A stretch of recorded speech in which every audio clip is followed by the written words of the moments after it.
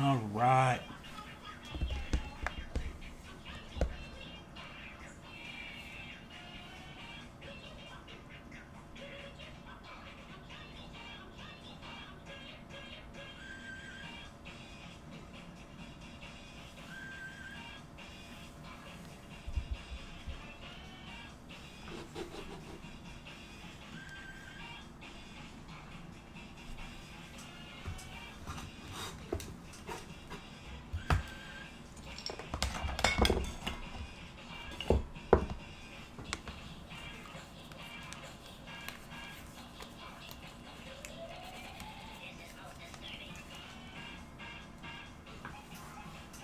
Oh, okay. Let's pull up my stream here. Pull it out over here. There we go.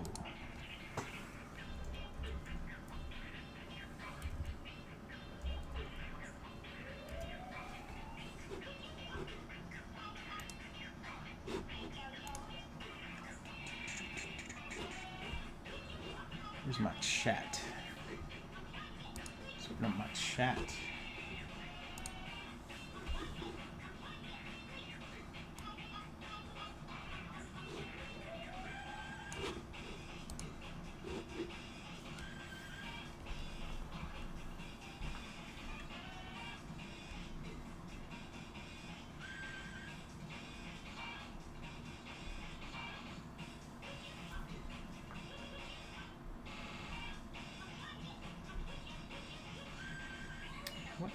Come on. Log me in. Oh. My token.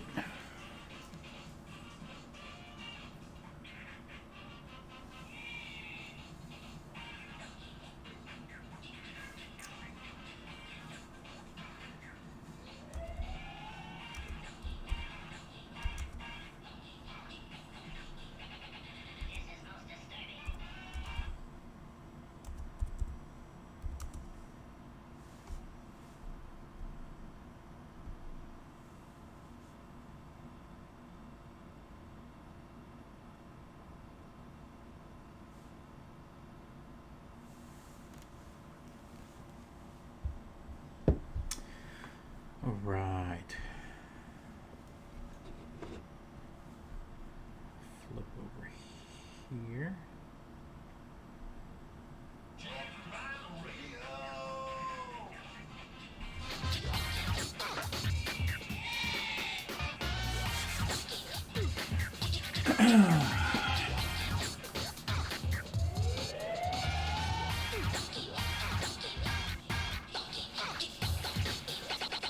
Let's look at the fun. Could you stop playing with that radio of yours? I'm trying to get to sleep. Could you stop playing with that radio of yours? I'm trying to get to sleep. Could you stop? Could you stop? I'm trying to get to. I'm trying to get to.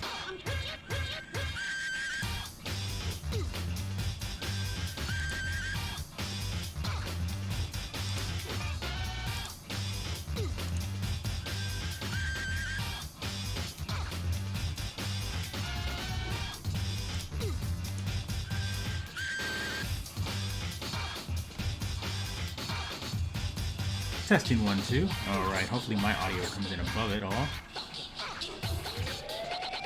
This is most disturbing.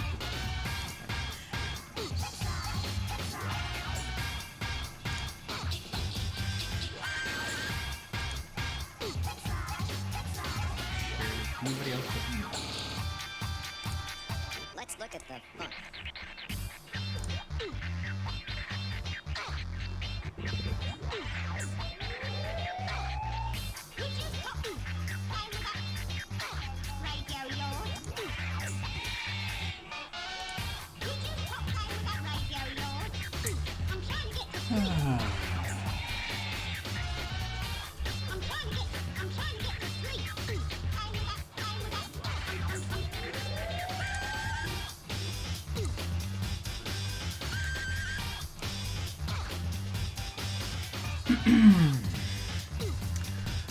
There's no one in the chat right now, but I will just go ahead and just start playing.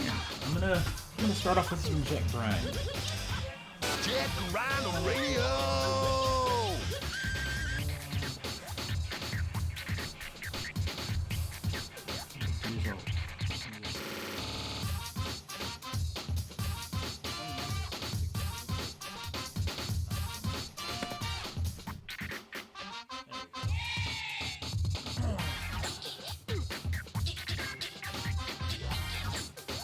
Jet Grind Radio!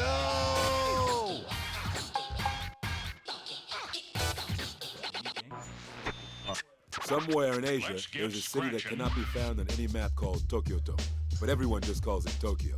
The two hottest things in the streets of Tokyo-to are the punks wearing magnetically driven inline skates powered by newly developed Netrium batteries and Jet Set Radio, a pirate radio station manned by the DJ Professor K that plays nothing but non-stop hardcore music. Those street punks have been named Rudies by the people of Tokyo-to. They roam the streets and cover the city with their personal graffiti, claiming that it is their way of expressing themselves to the world. However, ever since the metropolitan government and the financial conglomerate, the Replica Group, combined their efforts to co-found the 21st Century Project, the streets of Tokyo-to have never been the same again. Police crackdowns on the Rudies have become more severe, and Captain Onishima is more anxious than ever to put them behind bars. The streets of Tokyo-to are ready to explode.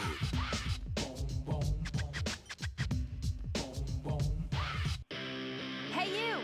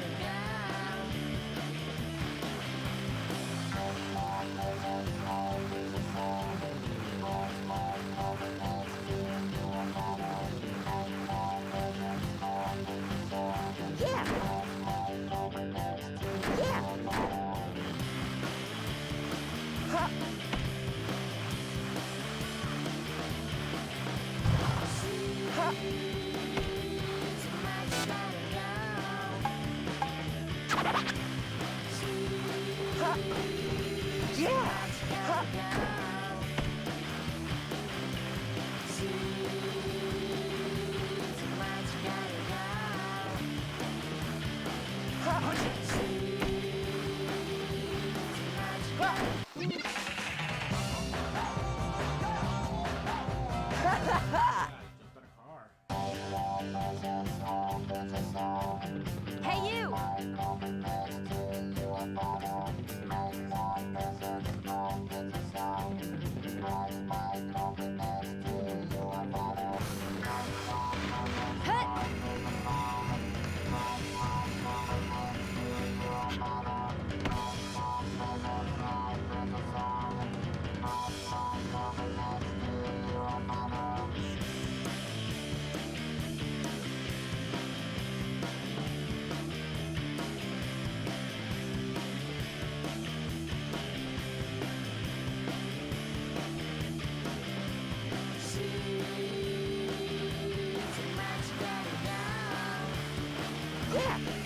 Nice. Huh.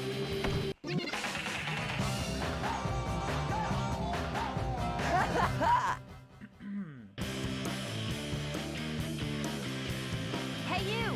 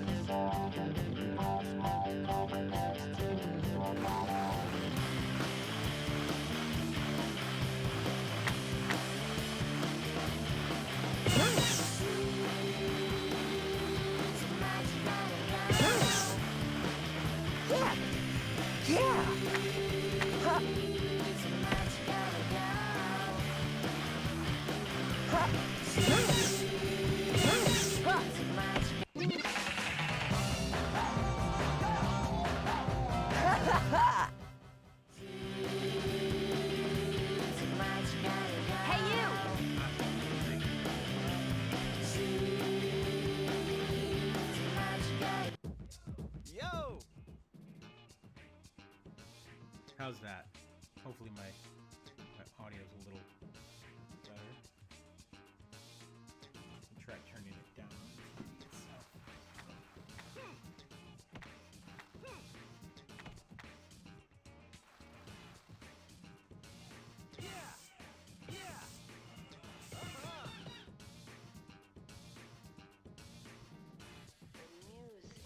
Okay.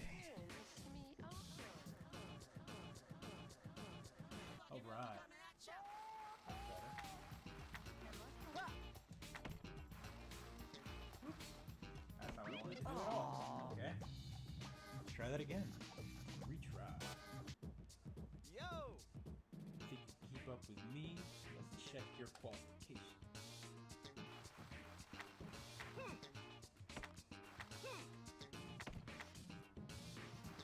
That's all I gotta do? Jump over and spray, huh? Yeah!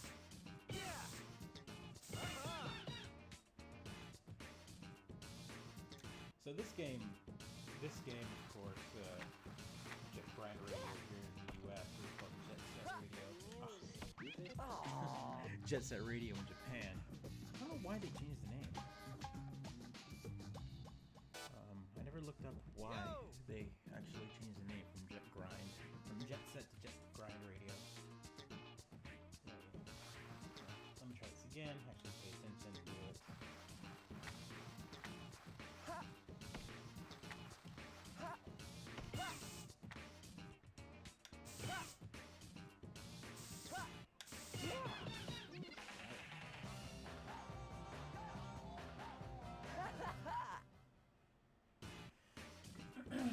I have the audio pretty low on my end, so it's hard to hear, but, you know, at least it's coming into the stream properly. I should turn on monitoring, but I should hold on to the car.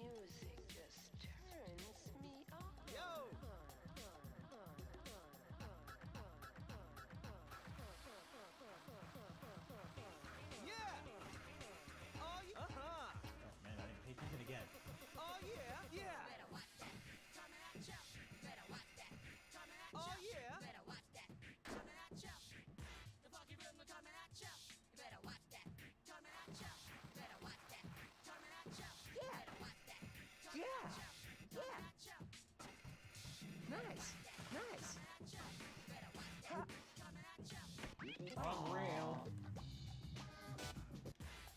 Yo!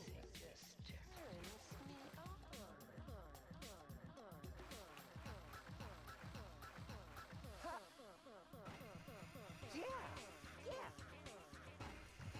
Nice. Yeah. Yeah. There you go. What is... Remember what the launch games were. So the story with my Dreamcast was I actually didn't get mine on $99.99. I got mine in '98. I had an import. It was one of the only consoles I imported. I remember selling most of my consoles, selling most of my video game equipment that I had at the time. A lot of my older Hey out stuff. there, this is Tokyo's very own number A one lot of pirate power PlayStation station, games. Jet Set So I can get an import copy, an import Over the hood, console, through the because I was so streets, hyped. and right into your brain. And We're for the longest transmitting time, our I had a signal Japanese straight one, to and you. the problem was Y'all it was got your regional, so I antennas on or couldn't what? buy Yeah, games here in the we're US right until I behind bought a the smooth stream of Dreamcast. supersonic sound. And I'm In your the meantime, while captain everyone was and playing DJ, these games, fresh Professor day one, I was K. playing Jet those Set games Radio! almost a year before. Jet Set Radio was out in Japan for a while. Soul Calibur had come out. I was playing most of the Capcom We got those stuff. high-tech So, maniacs, those man machines, Street the Fighter noise 03, tape. Marvel vs. Capcom. I remember Marvel vs. Capcom was one of the biggest games that I had. It's that crazy I think everybody would monster come over mask my wearing house gang, for Poison 6 Jam, months before it and came from out Shibuya here in Joe the US in the because south, I had it City and of Daylight. It's those arcades. troublemaking Part punks, 2 hadn't come the out yet. GGs. Part 2 was just hitting the arcades by the time the console had come GG's out. home So turf, then a Shibuya few, Joe was like, just a tap. less than a year Was it later, Poison Jam? They were talking about spreading out there. but it was Or pretty much maybe Arcades it was the Perfect that noise turned out on tape, AOV. trying to send a system crash through the whole city. Listen up, all you innocent fools out there. Officer Onishima has got some special order. Anywho, let's, this game is fantastic art style. I think it was, Get yourselves to the bathroom and brush those teeth, boys and girls, because a whole load of trouble is heading your way. pretty neat.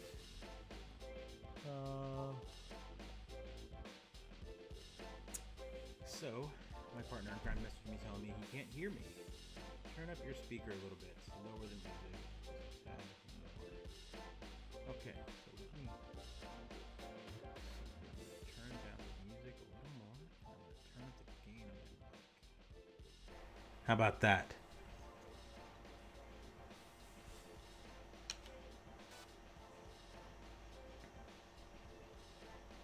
Better? Worse?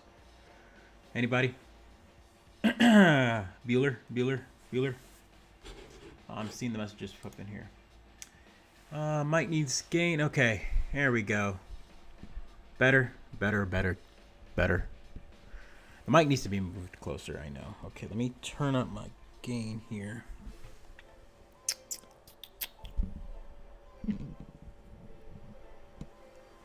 How's that? That's probably better. All right. Excellent. Yeah, my gain was a little too low on the actual mic, so I was sitting there messing with the software and it still wasn't working. Anywho, let's I got a few people watching, so I'll do something absolute silly that'll be on camera. So I've got a brand new memory card for the Dreamcast that's still sealed. I'm going to open it and pop it in on its 20th birthday. That's fun. So I'm gonna this 20-year-old tape here.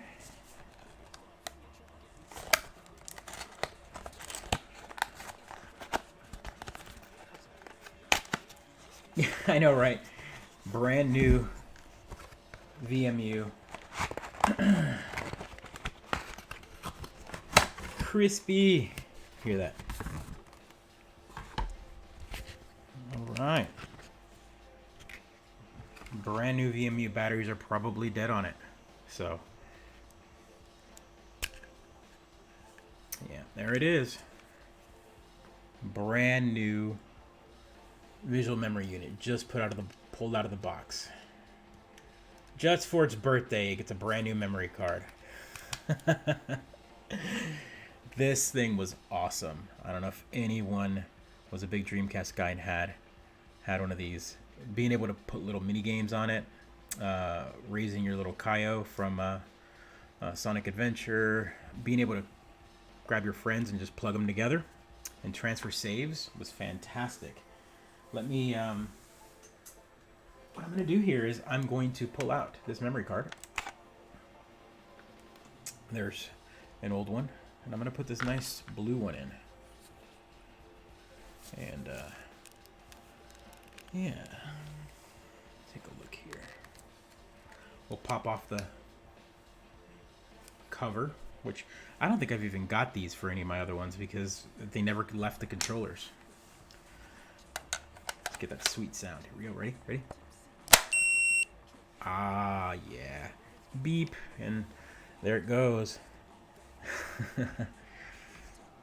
Yeah, Skies of Arcadia was great. You know what was great about it was games like RPGs was something completely different. Is they were able to remove a lot of the HUD on the screen, anything that had like life bars or anything like that, magic or HP indicators, and they were placed on the memory card, so you could actually look and see how much HP you had, how much magic, certain stats. I mean, this is pre-DS games, pre, the Wii U that we've got, that we had for a while, rest in peace, Wii U.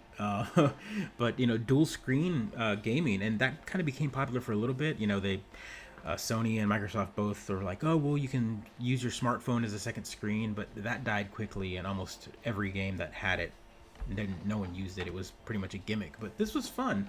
This was neat. It was a way for them to add a second method. Also, these controllers didn't have rumble. So the way you had a rumble was you had to have the rumble pack, or in Japan, this is the Japanese version, it was called the Puru Puru pack. Absolutely wacky name, but there it is. So I've got the rumble pack. So if your game supports it, this rumbles. And of course, there was 2 memory card slots on here, so you could put a second memory card in there if you wanted to. Drop a second memory card in there.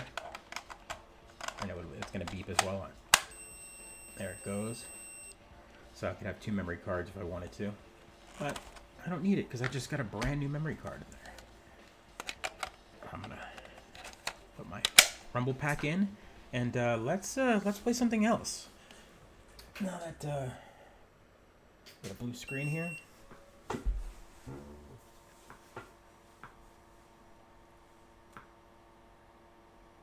It's coming back up. There we go, Dreamcast. The Elgato always takes a little bit to flip over. So, fun fact, my Dreamcast is modified. It does not have its laser anymore. Here is its laser. So I have most of my favorite games on an SD card running directly off of real hardware.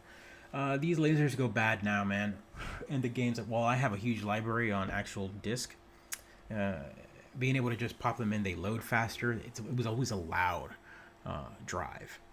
Yeah, Choo Choo Rocket. I've got Choo Choo Rocket right here. God, I haven't played that in years. I actually don't even remember how to play it. Yeah, Choo Choo Rocket. I'll put that up. Let's go.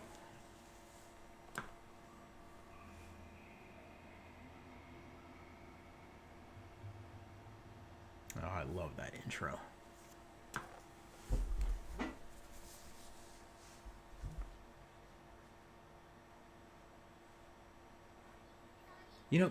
Has this been ported to anything? I don't.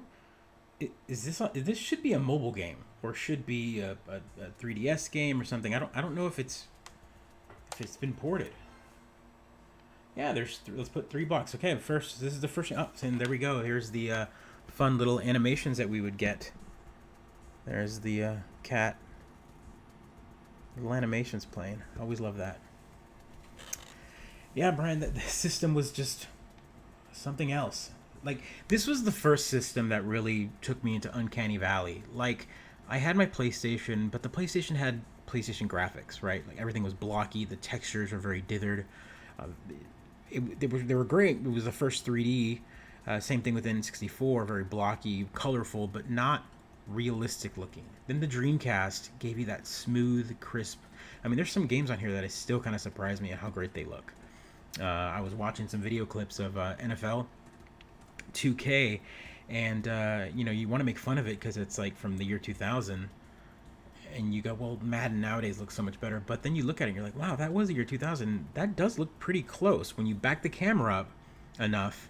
The filtering on the field, the players actually looked like you were watching a game. I mean, obviously, once you got closer, you realize that they had no real definition. The faces were all pretty much the same, that sort of thing. But it was the first time you had like jersey texture. You had numbers with names on the back. Just all sorts of things where, you know, more memory, higher graphics, higher fidelity really mattered. So let's go here. God, I don't remember how to play this. Test your brain. Well, let's go help about the game. The basics here. Get a lot of mice to win, right? Okay.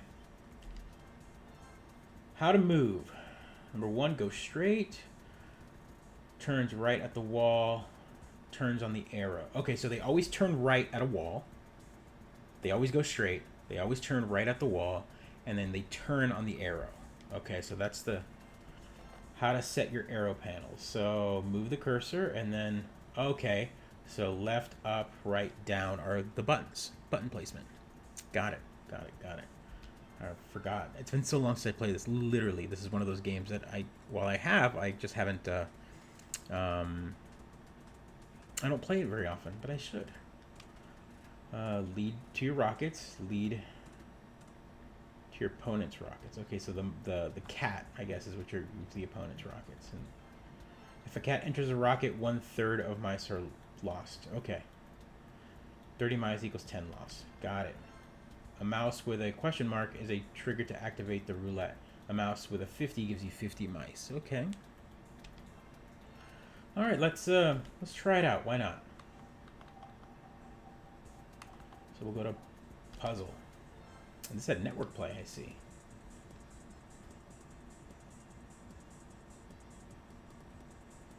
Yeah. Oh god, okay. So they hit the wall, they turn right, but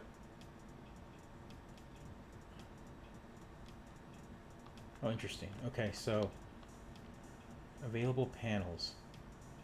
Which one? So it's gonna go up. So they hit the wall, they'll turn right, they'll turn right again, and they'll come this way, and they'll turn right, and you know what, that's, I don't know, I'm gonna drop that one, and start. Okay, yeah, there we go.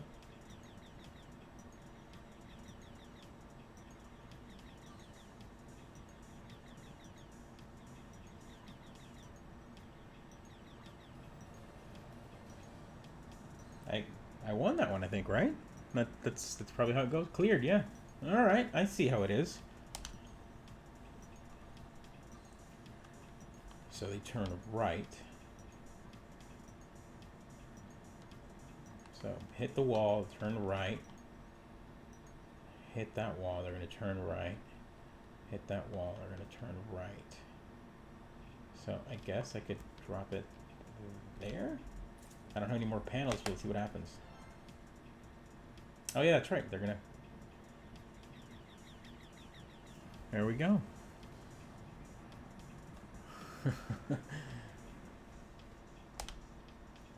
Zigzag. All right. Let's see here. So, they're gonna go. He's gonna go straight. So they're gonna turn right. So they're gonna go this way. So straight. Hit the wall. Turn right. Then. Okay, so I'm guessing they're just gonna follow this way. They're gonna go through the zigzag. No, they're not. They're gonna want to funnel out somewhere else. So I need to make sure that. Let's see what they do.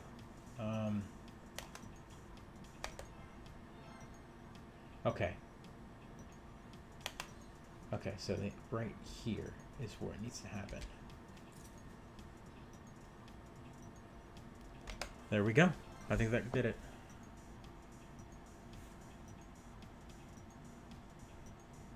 Oh man, don't worry about it. welcome. Playing some Choo Choo Rocket. That was a request from Brian. He's watching us through YouTube.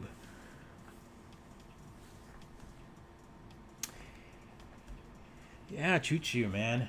It's been a long time since I played. Oh, here we go. The cats. Okay. Oh, yeah, the Sega bus. I remember this level. Sega. All right, we got to get them here. And we only need one mouse. So we're going to go straight, hit the wall, take a right. We need... right here. We need to go down and left, right? Let's see what happens.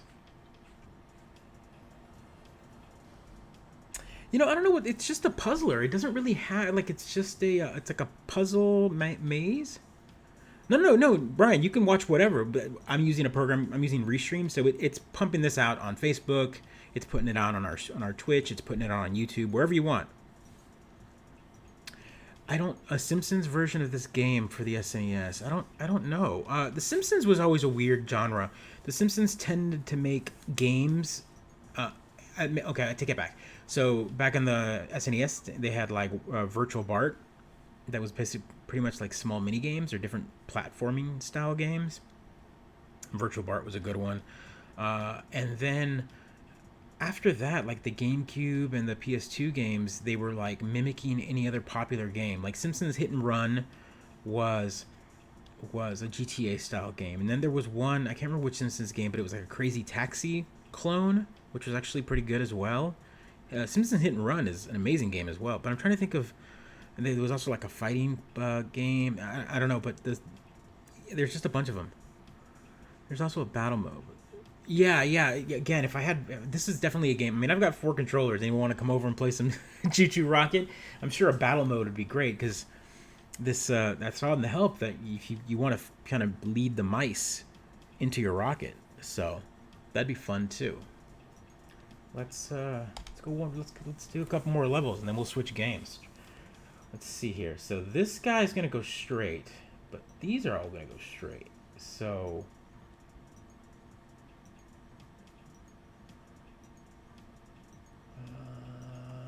let's see what you do. So they all bounce back. They're all just gonna keep going around. Okay. So where do we get them to go up?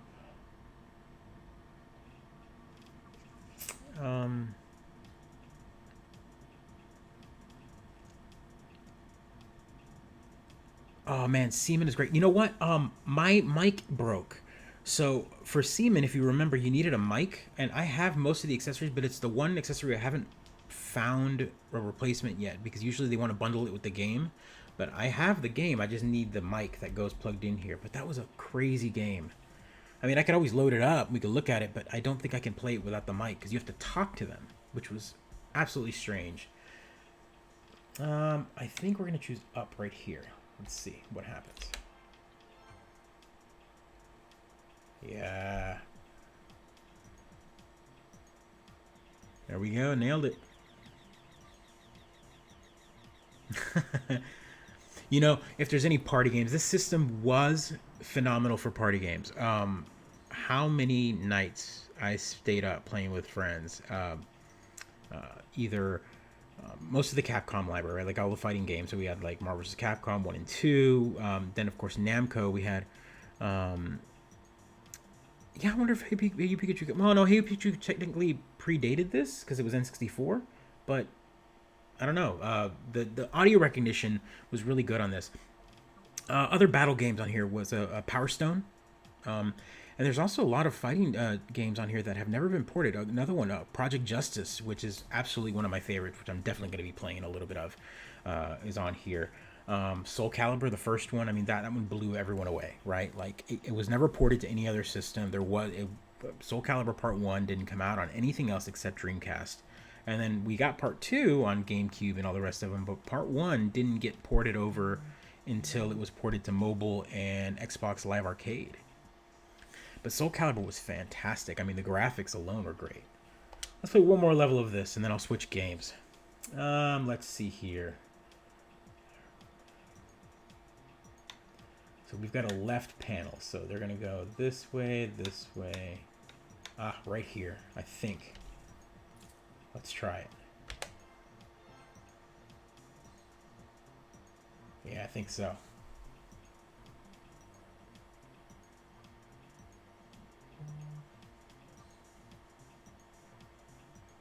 Got it.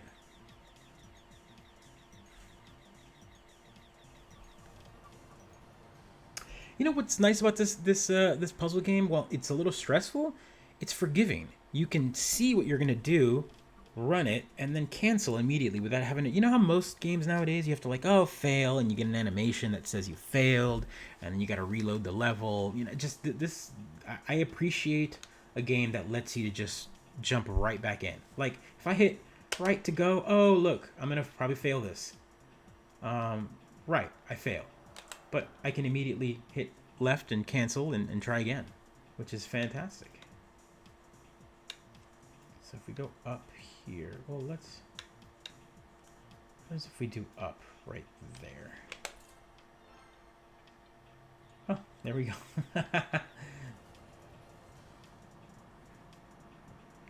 Yeah, exactly. No fail state. Just no slowing down of the fun. Just letting you just jump right in. All right, one more, and then I'm gonna keep saying one more. I've got a left panel here. Let's see here. I guess right there. No, right. Let's see what happens. Yeah.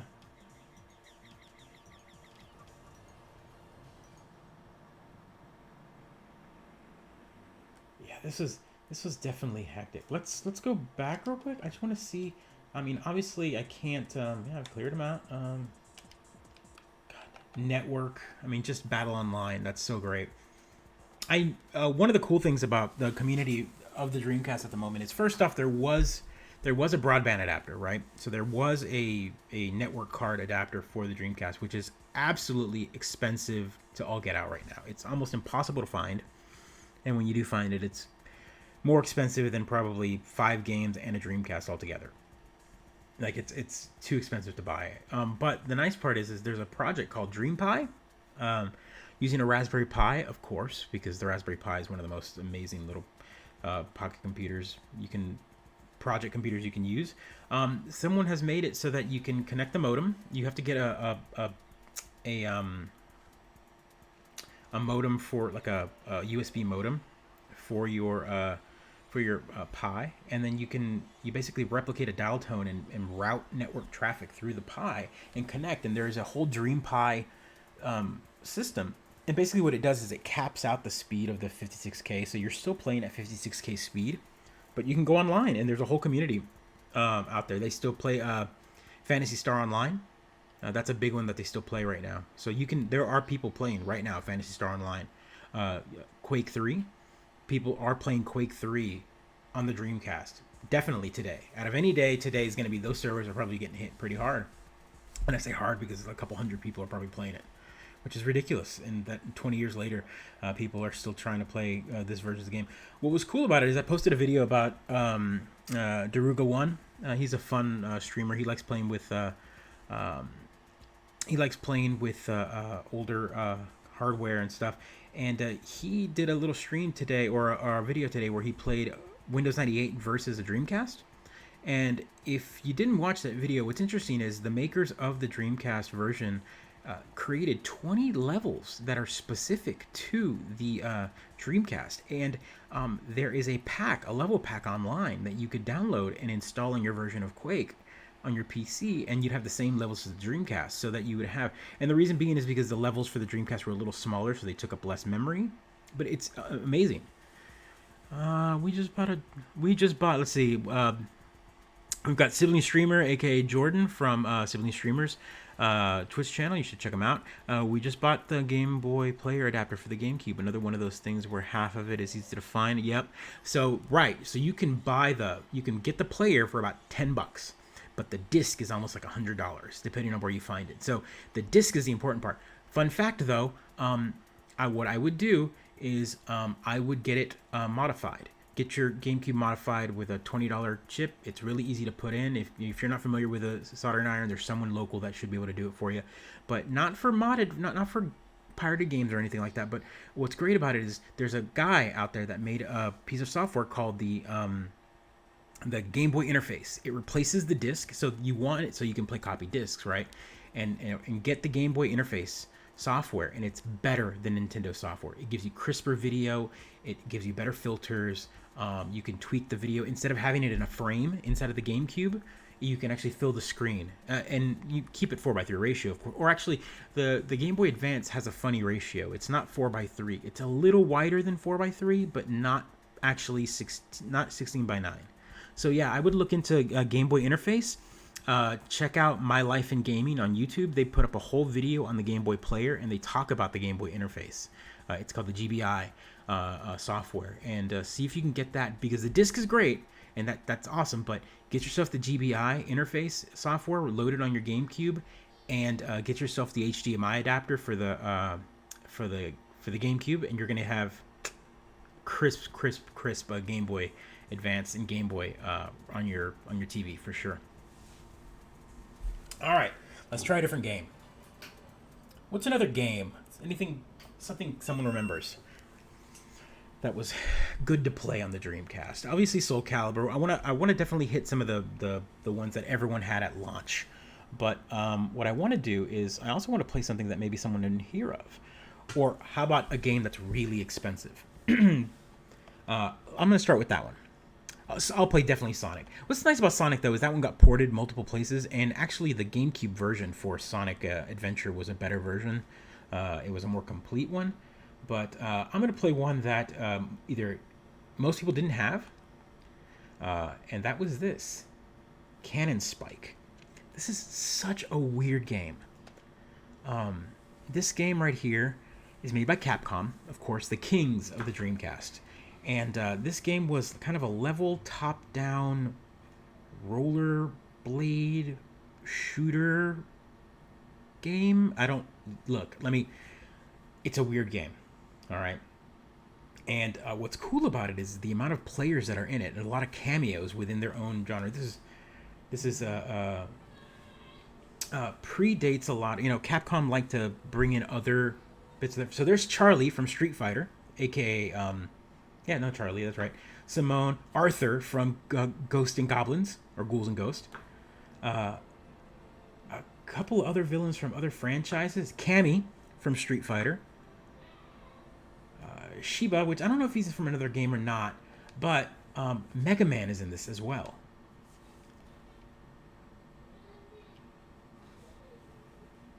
So if I go over to the right, there he is. So Mega Man. And this Red Hood from Darkstalkers. So I'm gonna play with Mega Man. Yeah, this game is fantastic. It's so much fun. So this is it. This is what you do. You fight, and it's the weirdest kind of game. Like this level is like a haunted. And then you've also got a melee, a blast attack, kind of a special. No, that's their big attack. And the analog wasn't as smooth. But this is also multiplayer. And it's a shooter. So when you're shooting, you lock directions. But if you let go, then you can turn. So if I want to turn this way, then I can fire off. And there's also, let me see. He's also got melee. And yes, those are Resident Evil dogs. If you notice that. This level is very reminiscent to Resident Evil. Oh, so now we fight a bio gorilla. Bloody. It's the weirdest thing.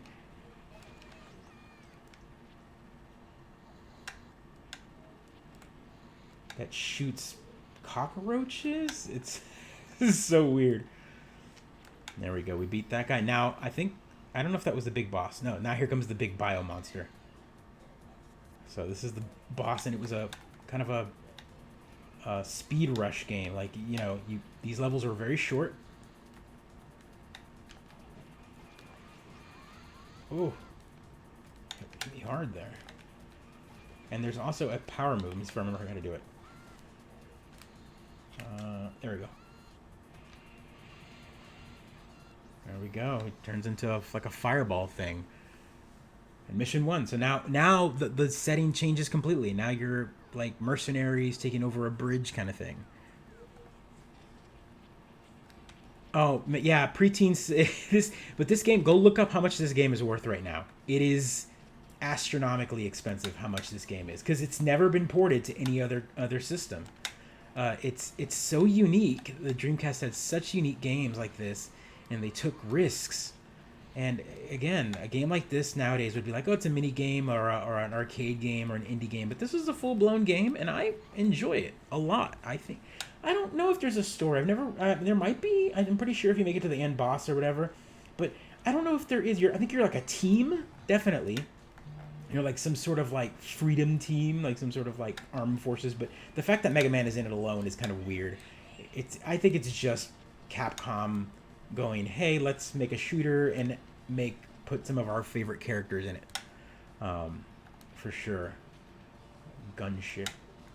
Let's take a look. Fire that. Punch him up. Let me punch this helicopter. How about that? Boom, boom, boom. All right, now this mech thing. All right, okay. So now this is the first mini boss. Oh god, he hurts. You know, the melee hurts a lot. Like the melee hurts them. Watch. And you get life, but if you get hit, you take a lot of damage. So look how much life I take. Mega Man is kind of beastly.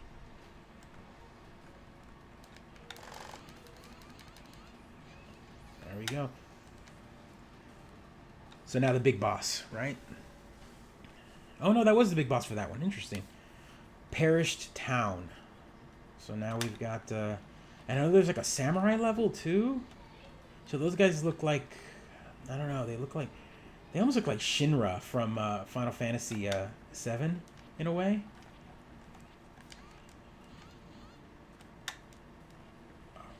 I don't know what... Oh no! Continue. There we go. Alright, got a special.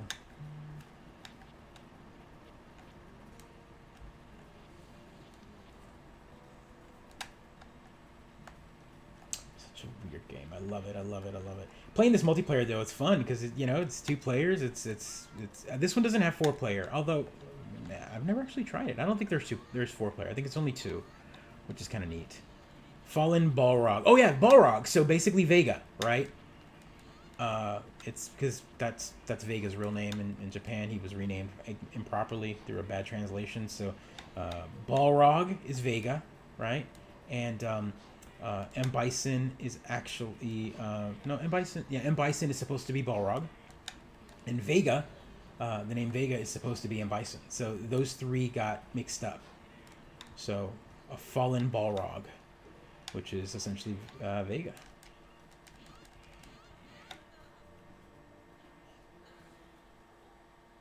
Again, Capcom. Now we've got Big Wheel Dragon.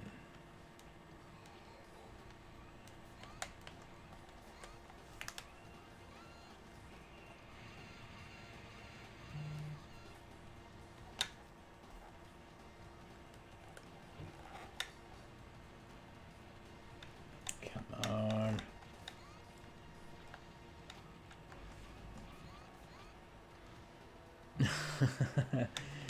Hello. Let's I'm gonna punch it to death. All right, the Occupy Town. Okay, so this isn't Toronto Town again. Let's take a look here. Yeah, so now again the villains changed. Now these guys have swords. They're not the red guys with the guns. It's such a weird game. The assets are just all over the place in this game. Yeah, punching tanks. I'm gonna punch these guys. Just kind of move faster.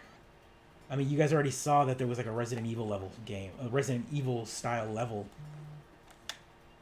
Isn't it? It's so weird, but it's so fun because this is, again, it's kind of the weirdness that Japan gave us. And this is not the Japanese import. It actually says Mega Man up there. So, you know, if this was the import version, it would say Rockman. And yeah, no, this is actually a game that came out here in the US. Yeah, it's not like, yeah, if you could just keep going, but these levels are just kind of set in like these like arena styles. Buggy Hayabusa, okay. I'm gonna punch it a couple times. Oh, I don't want to die. Let's pick up some life. There we go. Punch the buggy. Oh, now here comes the big boss on this level. Oh, Rick Blue, Bob Green, Ken Brown.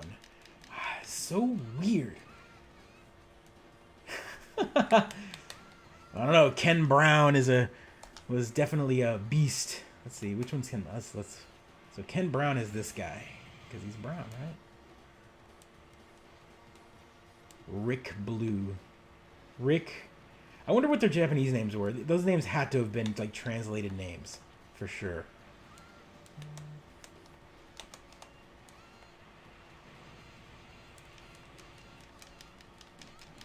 All right, killed Bob. Bye, Bob. Yeah, you know, it says credits, right? So, I mean, this is probably a Naomi port of an arcade game that was created for the Naomi arcade system, and then did a home port on it. So yeah, you're right. It seems like it probably was an arcade game, and that's one of the things that Dreamcast had, a lot of arcade ports or games that were made for arcade. Like for example, Crazy Taxi. Crazy Taxi was an arcade game, but it was also a console game, and it's the exact same game. Like graphically, it's exactly the same. The Naomi arcade board just had a little bit more memory, so there was faster loading. Mega Man's just gonna punch him. Don't run away. Where are you going? Punch this. I'm gonna punch that. Punch this. Mega Man's not gonna use guns anymore. He's just gonna punch everybody.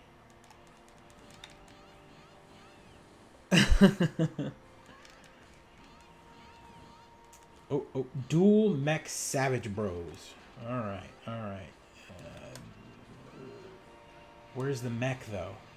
I guess they're mechanical because I fought more mechs earlier.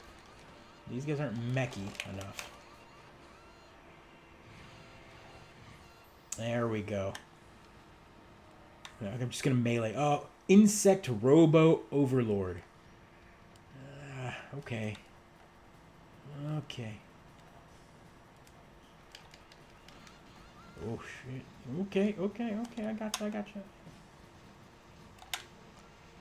Oh.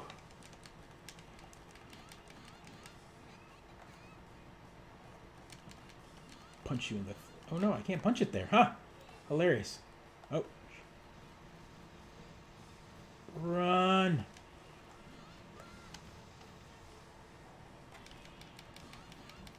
I'm gonna beat it. Oh. Attacker Antonio. What? You can see that it's a shooter. It's like a bullet hell, like a shoot 'em up. Well, this game, like I said, it's kind of like just a boss fight game. It's like you beat a few bad guys and then you do a boss fight and then you move on. Oh, I can't punch him. I can't reach him. Even though I could punch a helicopter earlier, I can't punch this guy.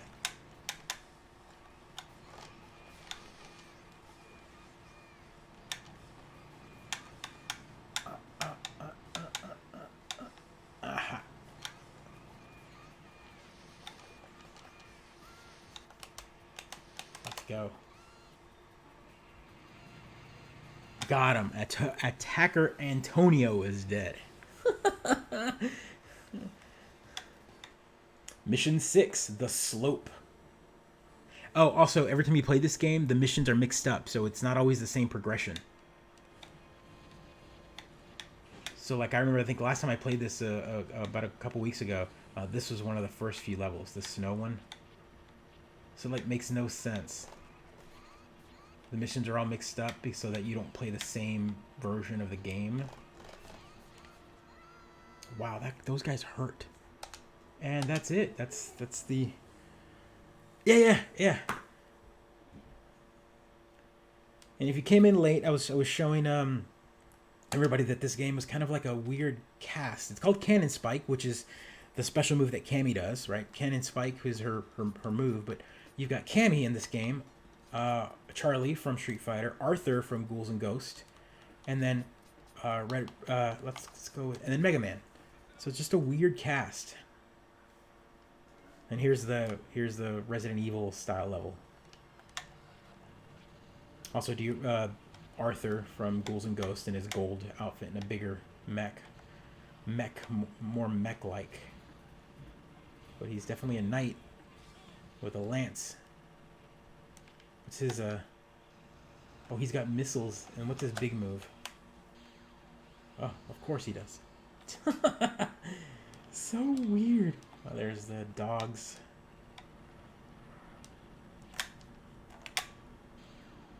Yeah, die. Oh, also, if you play this game with 2 players, I know for a fact that you share the credits. So you see how it says 3 credits at the bottom? When I die, I go to 2 and then 1. So if you're playing with another person, you only have 2 credits. So it makes, even though you have another person helping you, you're sharing the credits.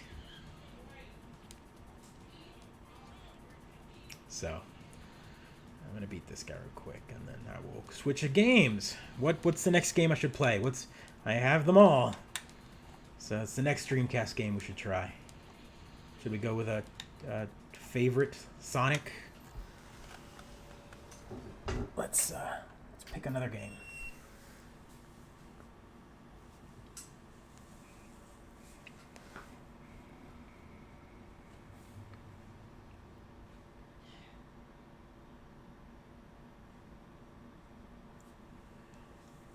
Let's take a look here. All right, so man, a lot of good ones here.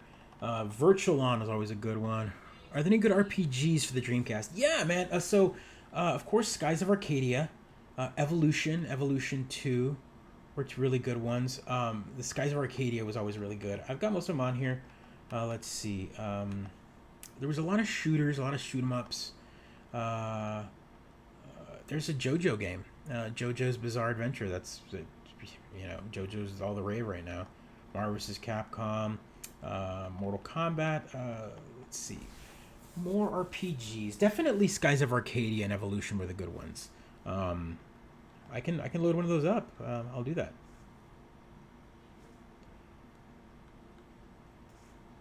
Oh, yes. Shenmue. I guess, would that be... It's kind of RPG-ish. RPG elements. Yeah, Shenmue was Uncanny Valley for sure.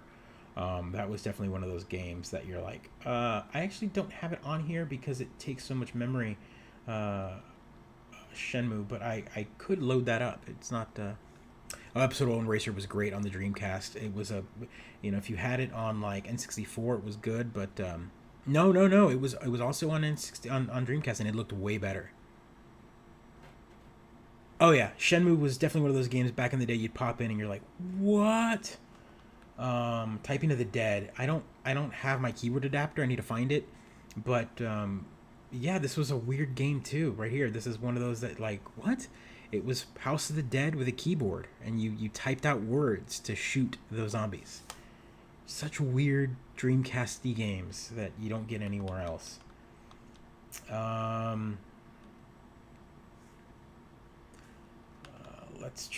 Let's see. So we've got Shenmue. I don't have Shenmue on here, and the only reason is because I didn't load it on here. Because they just got released. Shenmue 1 and 2 is now out for Xbox One, PS4. So, if anything, pick those up because the loading is so much better. You don't want to play the versions on the Dreamcast because every few minutes it was that disc load sound. Definitely a better typer for sure. Another launch game for for this was Virtual Fighter 3. That always looked really good. Let's see here. So I've got International Edition, which came out, which is sort of like the American version, but it was one that had like a bug fix, a lot of bug fixes from the original version of Sonic Adventure. Revolt, I think everyone played that one, right? The little RC car racing game. That one was fun. Oh man, let's load this one up. This one is so weird. Do you guys remember this game, Ready to Rumble? Ready to Rumble Boxing? It had the voice of Michael Buffer in it, but also one of the characters in the game is Michael Jackson.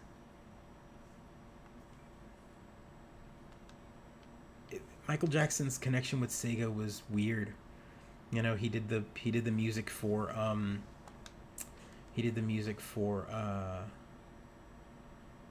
Sonic 3. You know, he wasn't allowed to because it was a record license, so he did it under anonymity. But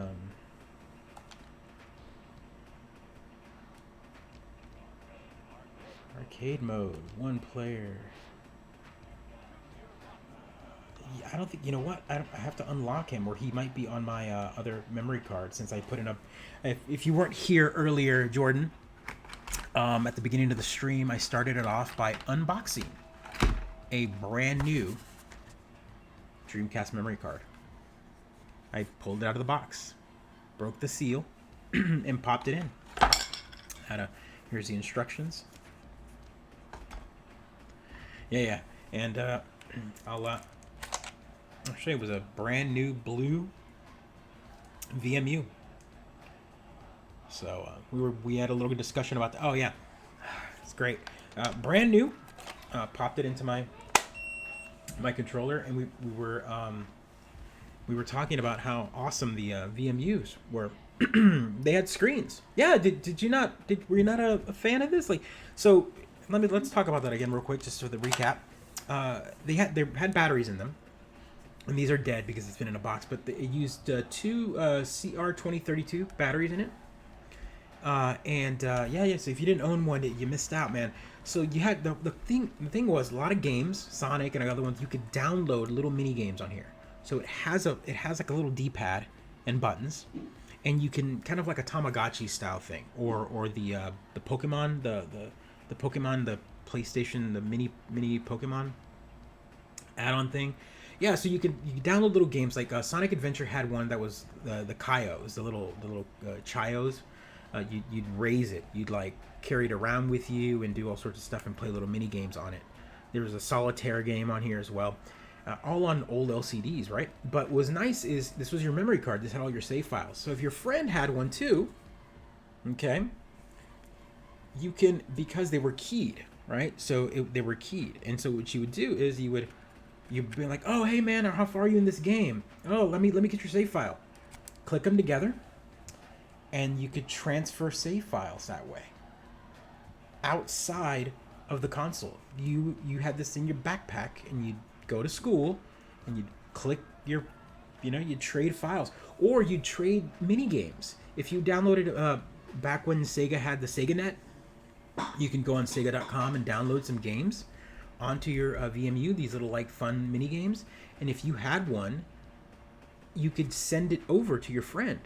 And so there you have kind of connectivity. You could transfer files. This was pre-Bluetooth link cable style game, like Game Boy Link style file transfer.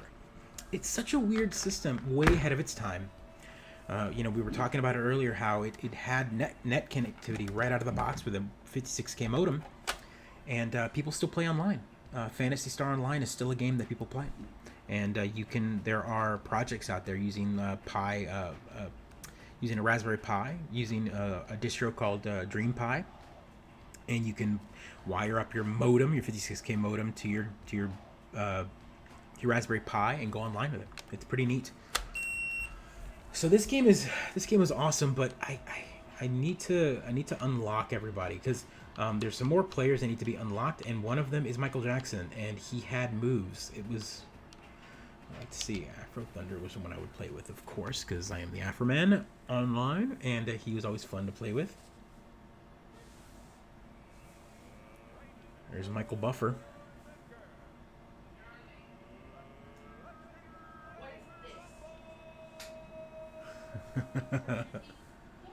So this was Midway. It wasn't Sega, but because it was a launch title, Sega kind of helped with it.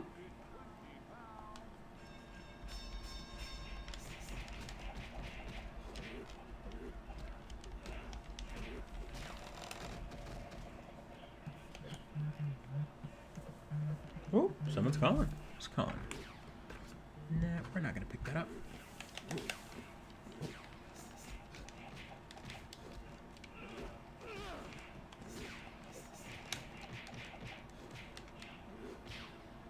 So big hit gives you. Oh, now he's ready to rumble. You don't want to get hit by that. Run away, run away, run away, run away, run away. I'm gonna keep running because I don't want to. There we go. Aha.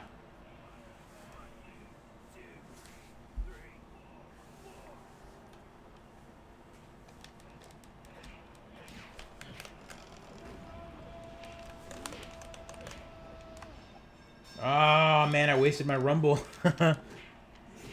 Yeah, it had some unique baddies. Everyone was kind of like quirky and fun and had like different moves. There was alternate costumes as well later on. Like I remember you could like Afro Thunder, you could get fun costumes. He had like bell bottoms and whatnot. Like I said, Michael Jackson is in this game, so of course. And what was funny is this game has you notice as I'm fighting, I'm getting bruises on my face. You could beat up Michael Jackson, which is awkward. I don't know. It's weird. See, look, my face is all jacked up. That.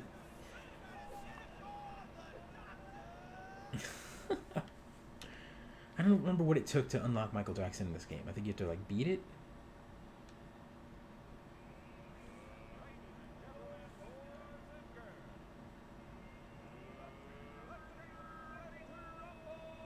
Yeah, he says that at the beginning of every.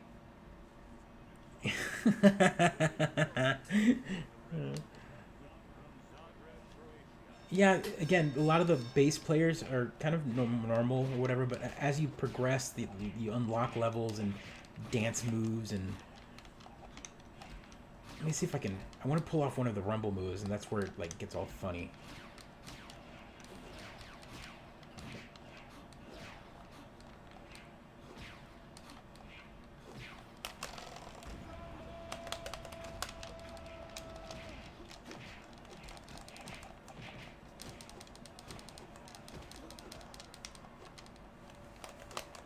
Oh, man. Oh. Knocked him out.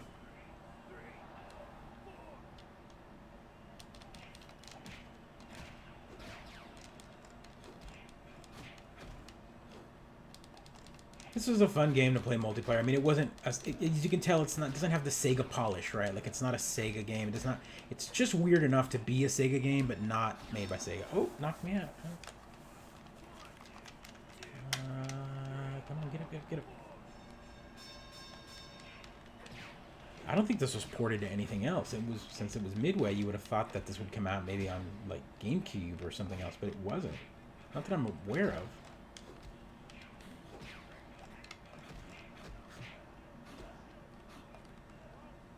You have to like wait for your punch. There we go. And then, boom.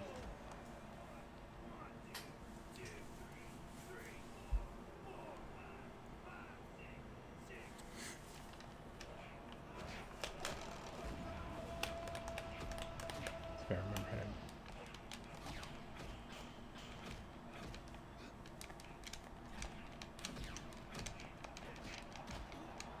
to... I don't remember what to do.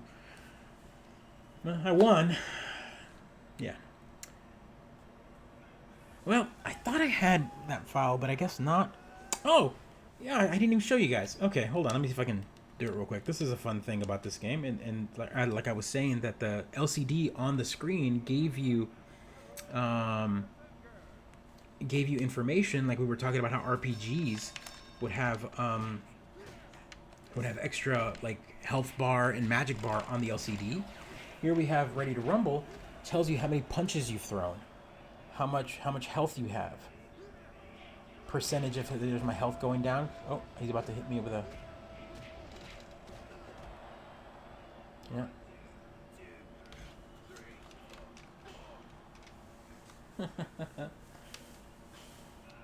Oh, did I switch the camera?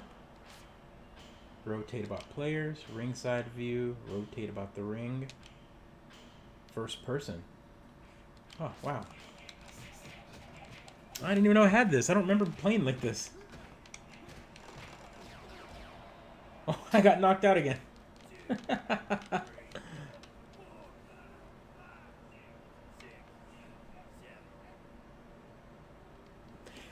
It really depends. Like an action game like this is definitely hard to do that, right? But RPGs, you're moving away. What was nice is it removed. It's kind of like the Wii U, where you had inventory on your screen, on your actual Wii U screen, on the gamepad. Same thing here. It basically allowed you to remove some HUD on the screen to give you more graphics.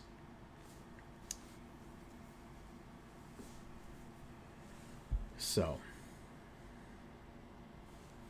it was definitely a interesting take having LCDs on here. Let's try another one real quick. Rez. Do I have that on here? Let's take a look here.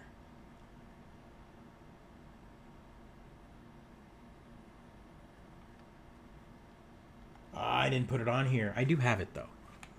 I should put it on there. Rez is a good one. What's nice is Rez is also one of those games that has gotten re-released on multiple systems. Rez HD, and you can also get Rez on VR. You can get if you've got a PSVR, you can play Rez on it, which is phenomenal. If there's any way to play that game, that's the definitive version. Playing it on a VR headset. But I do have the game. I do have it. I promise. I have a lot of the American launch games on here just because I think I was right. But one of my favorites was this. Let's try another one here. Another quirky. Yeah, it is the perfect VR game. Plus, you put headphones on and you've got the music pumping. It's a great game. Let's go with another one here. Fighting Vipers 2 is always a good one. It's a good fighting game. A lot of Sega fighting games were on here.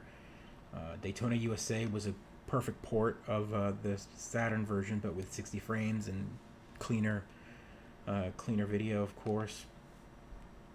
Cyber Troopers Virtualon. Do y'all remember that? I'll play some of the intro of that one. That was it was an arcade game, and you could actually play it on the Dreamcast. If you had the Saturn version of it, you had to have the really expensive Virtualon stick because it was a dual stick game. But here you at least have one analog that lets you play it.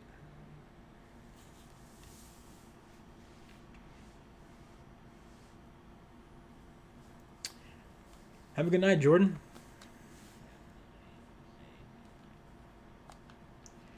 Let's see, Virtualon was always fun. Activision. It says Activision on the screen, but they had nothing to do with this game. They just published it, I guess, in the US. They provided the money for it. Start a one. I guess we gotta go to training first. This was actually an arcade game as well. You could it was a dual setup, so you could have a screen and then someone else could sit next to you in another cockpit, and you'd have two controls. And it was pretty neat because you were kind of just like this. It was almost like a Gundam game where you're just like kind of jetting around with your sword and gun, and you're like fighting around boxes and whatnot. So like I don't remember he's running around. So there we go.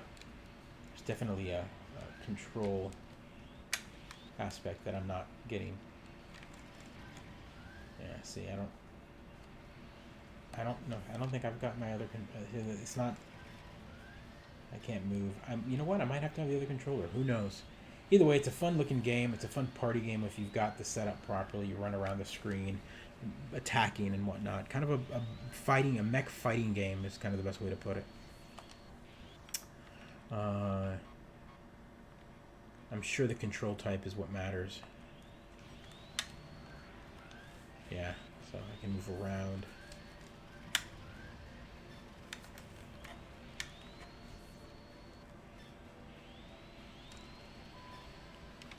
Again, Sega. Weird, man. Games that you weren't expecting back in the day. Let's play a good. Let's play a fighting game. Just because I think the Dreamcast was one of those systems where the fighting game was just phenomenal. Like the amount of games it had. It had most of the Capcom library at the time. There was a Street Fighter port, Street Fighter 3. You can play I mean, that was alone was fantastic. But let's play a game that didn't get ported. Oh, again, Capcom vs. NK 1 and 2. Part 2 was phenomenal. I had friends that played that for years afterwards. Let's see. Confidential Mission's a great one, but I have to have that hooked up to a CRT because it's a light gun game. Great game. Crazy Taxi 1 and 2. That's always good. I want to play a game that didn't come out, that hasn't been ported anywhere else, and that's Project Justice. Such a fantastic fighting game. A series, a franchise that Capcom has completely left to die. I think they just haven't brought anybody over. I don't understand why. This is a franchise that they should definitely be, they should bring back. Yeah, let's create one. It's a brand new. All right, I'll play some Capcom SNK2 in a second. Absolutely. And again, if you're new to the stream or just hopping on, one of the things I did was I unboxed and I opened a fresh memory card for the 20th anniversary. Just cracked open a fresh memory card, dropped it in. So I've got no save files on here. All of them are nice and so everything's gonna be clean like I just got it. Story mode. I'll go with good old Batsu. So this is a sequel to Project. I guess what was it called? It wasn't called Project Justice on the first one. It was Rival Schools. Rival Schools United by Fate was, I think, the name of the game in the U.S. and it had a different name in Japan, but Rival Schools was the original game on PlayStation 1, and that's a fun game if you ever bought it for PlayStation, because it came with 2 copies of the game. One copy was the arcade version and one was like the home port, and it was 2 discs. So what was great about that is you could play one version, let your buddy borrow another disc, and then you can swap back and forth, but that way you can get good at the game. And then you come over the next day and bring your copy back or whatever, and I don't know, it was just nice to have, like, you buy a game and it gave you 2 complete copies of the game, or at least 2 versions of the game that you could play. But this is the sequel, and before it was 2, then now you pick 3, so 3 partners, and you could swap in and out. Not on the fly, you could swap after every round.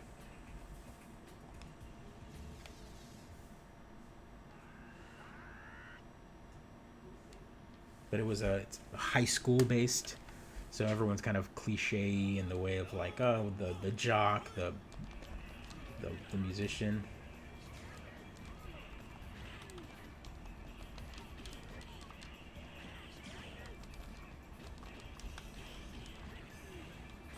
And this had the high jump, kind of like Capcom vs. SNK, but in a 3D environment.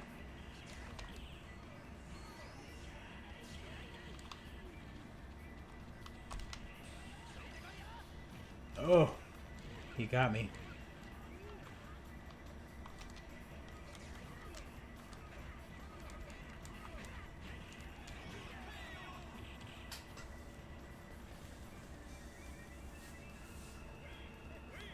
I'll switch to Hinata. And if I remember correctly, she throws her shoes. If I remember how to do that.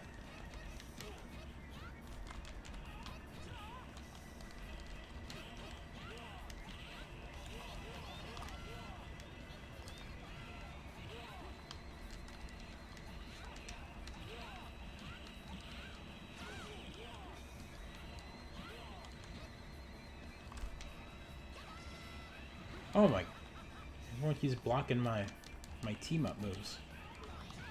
So if you see down at the bottom it says team ready, there was a power moves you can do. There we go. Oh, and then there we go.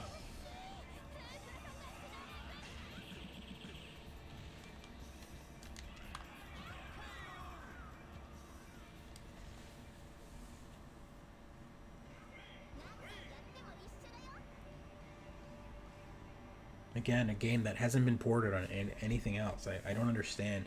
It's like Capcom leaving money on the table. Port this. Give me a remaster of this on the Switch. Ah, oh, that'd be so great. So great.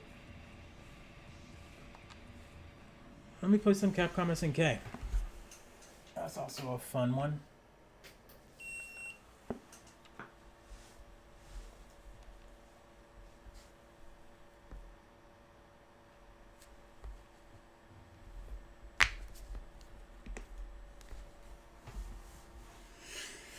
Let's see here.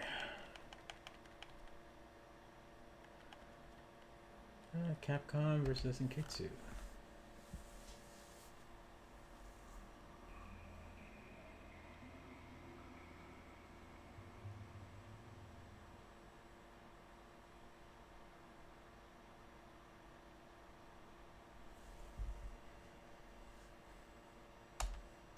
Yep, no file, so create the file.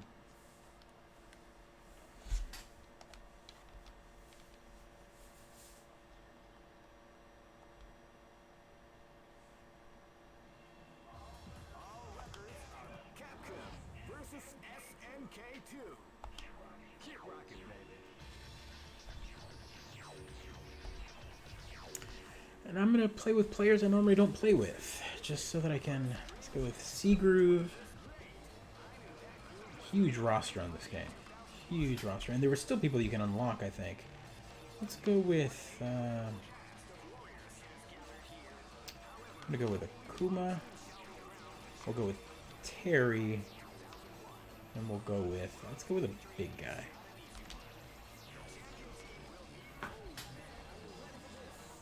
And we'll go with Goki and Akuma.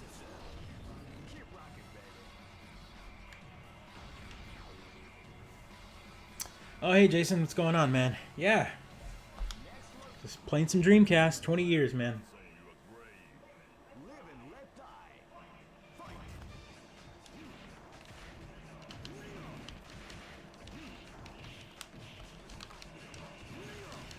I love the backgrounds. Love Johnny Beer.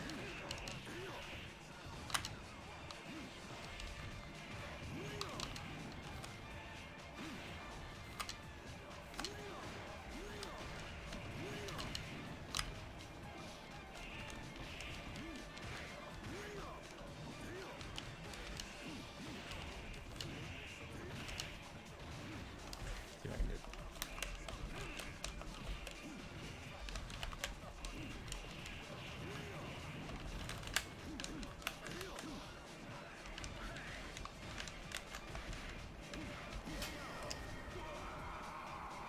Yeah, it was definitely on the GameCube as well. They did a port. I mean, the GameCube came out after all of this. The GameCube came out a couple years after the Dreamcast. So they ported it over because it was so popular. But the Dreamcast died, and they ported it over. The GameCube had a funny controller, of course. So, oh man, yeah, I've definitely lost this step. I don't get to play against other humans very often. See if I can do a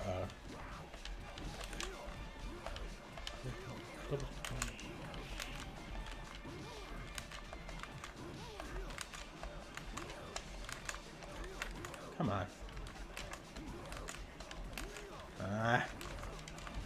Trying to do a split move, trying to do Raging Demon, but I can't do it. Not with this controller. Oh well.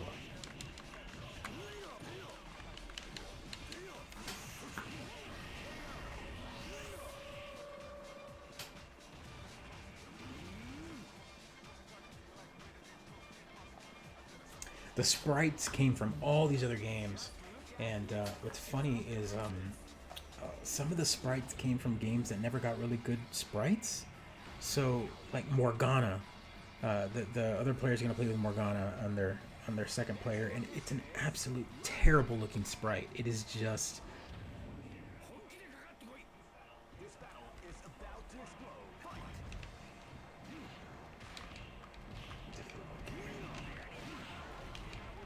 I'm loving Dallas, man. I would never say that. I love Houston, but yeah, it's we're having a good time here. We're gonna learn to love the city in our own way. So for sure.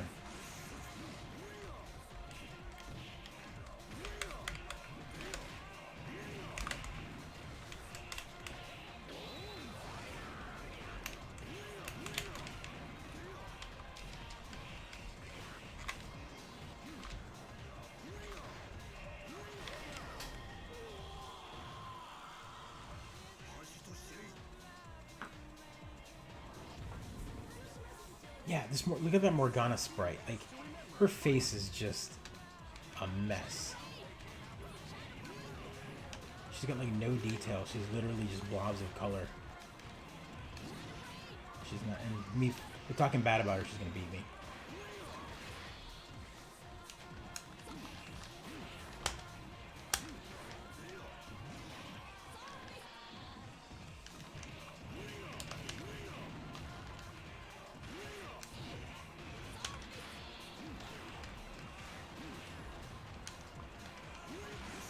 Ah.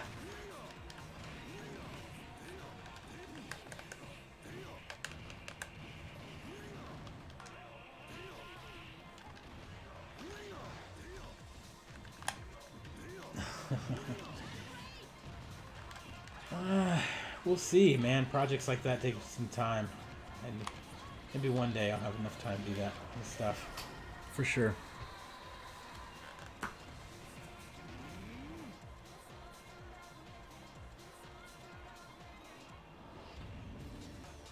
Some may say that it was luck that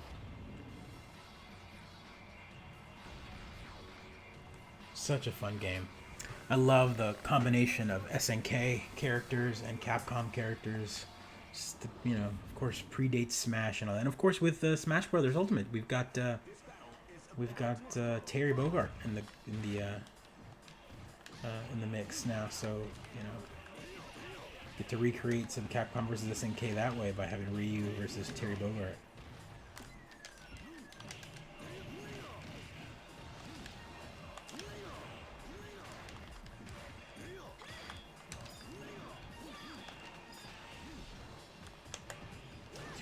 Millennium Fight, 2001. Yeah, I mean that shows this game came out 2 years after the console came out, but the Dreamcast was dead by then, or not dead, but definitely wasn't making the money that because the PlayStation 2 had come out. So by the time this game came out, they finally ported it over to PS2 and GameCube.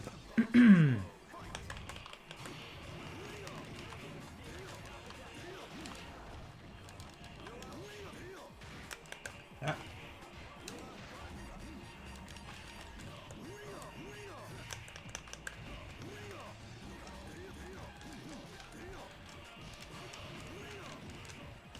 I'm gonna let him in. Ah, I jumped into that.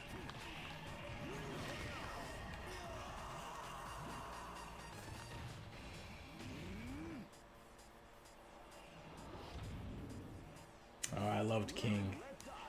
She was awesome. That's what I should have picked.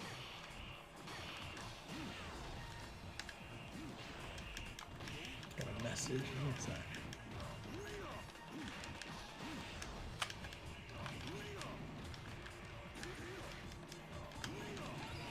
Oh.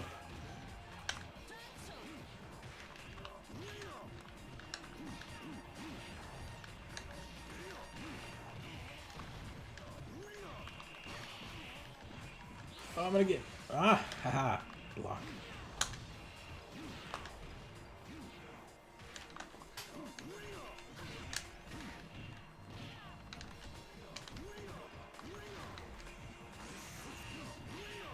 No.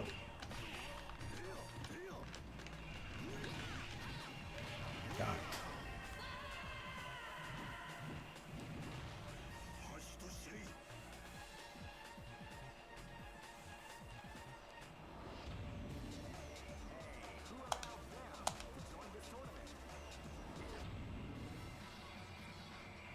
go with Terry Bogard. See if I can switch over to him. There we go. It's Ken versus Hat Ken.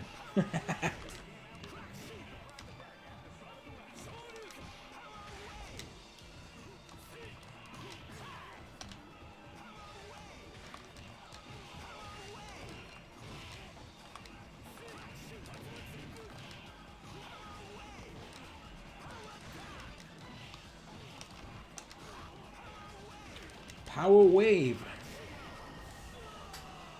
Burning Knuckle. Yeah.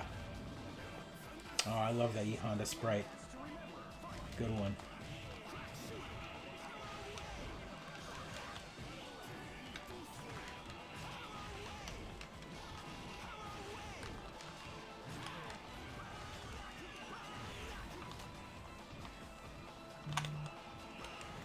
Yeah, the Texans are we're winning, I think. I haven't checked the score. I've been kind of keeping tabs on it. I decided to do this stream. I know it's during the big Texans game, but I think we got it. I think we can beat the Saints for sure.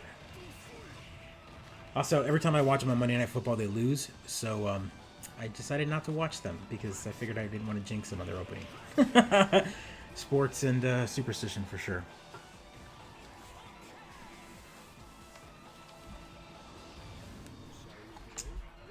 Oh, that's right. One more.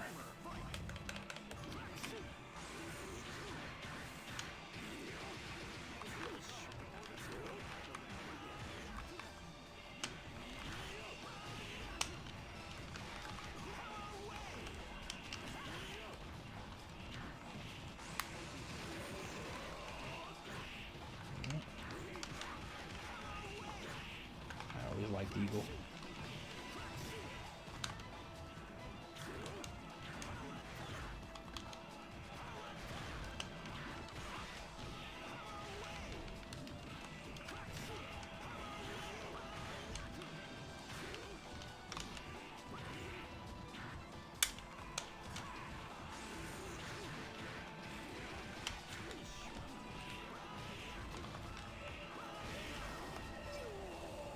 I won. I don't know how I won that one.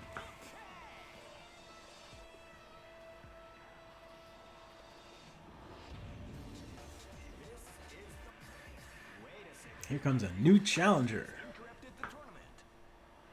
The Geese.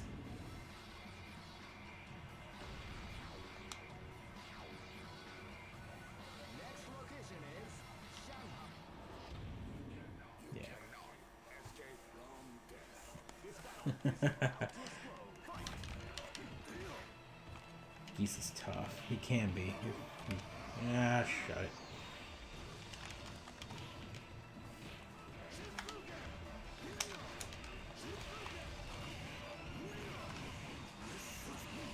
Ah, only got him with 2. See if I can.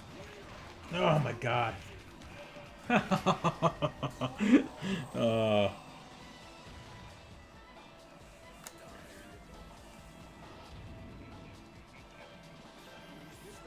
I always thought Geese was a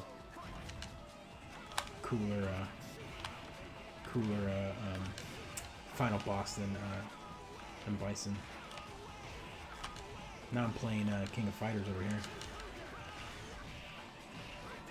I love his grabs. I'm just gonna grab you and throw you. Oh man, I'm getting whooped.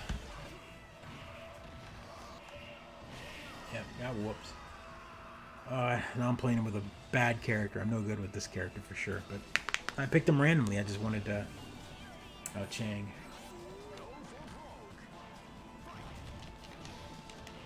Yeah, Geese is tough. Look how much health I've taken away from him.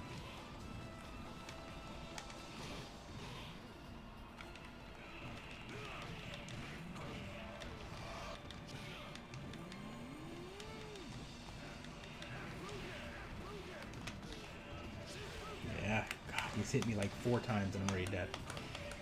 Yeah, Geese is tough.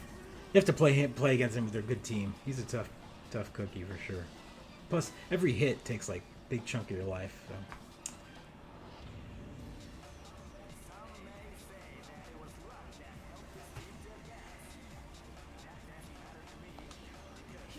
let's play one more game before I end the stream. No, a couple more games, because I definitely want to play some Soul Calibur. So let's do some Soul Calibur, and then I think I'm gonna round this off with maybe some Power Stone, or I don't know, maybe some Sonic Adventure. We should end it with hey, what's going on? Let's see here.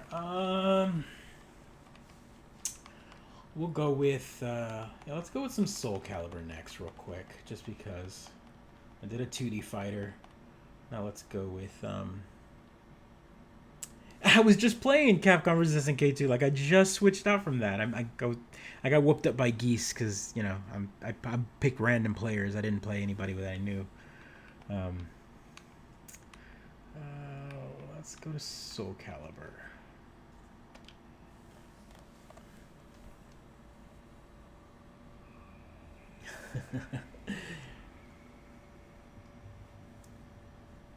Yeah, at the beginning of the stream, I was showing everybody that I unboxed a brand new Dreamcast VMU.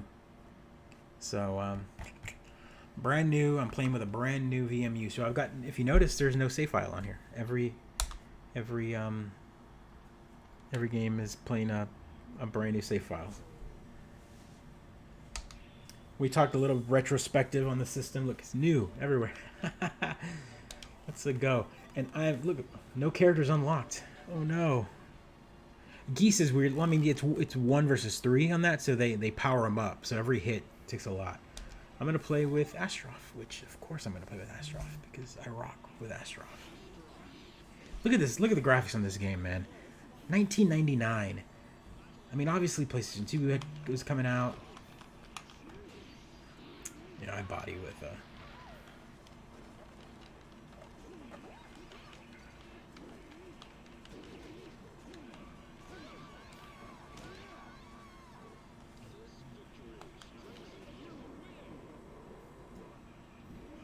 This should look nice and crispy on the stream. This is going through my FrameMeister. RGB out.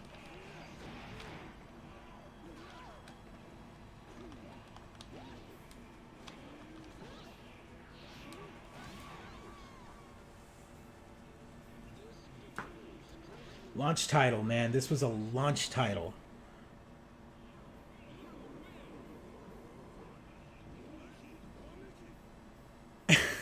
Click, click.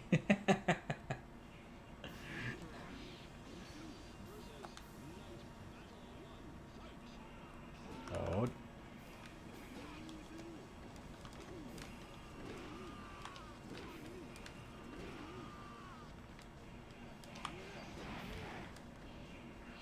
Oh.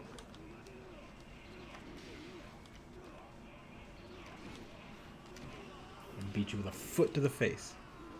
Oh, I know who it is, Riley. I know. Come on, I can tell by the handle.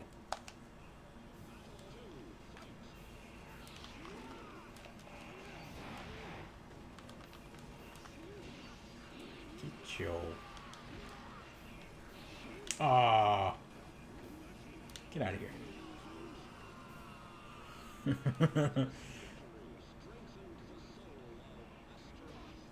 Everyone always plays with Kilek or other players on this game. Oh, awesome. I hope it looks nice.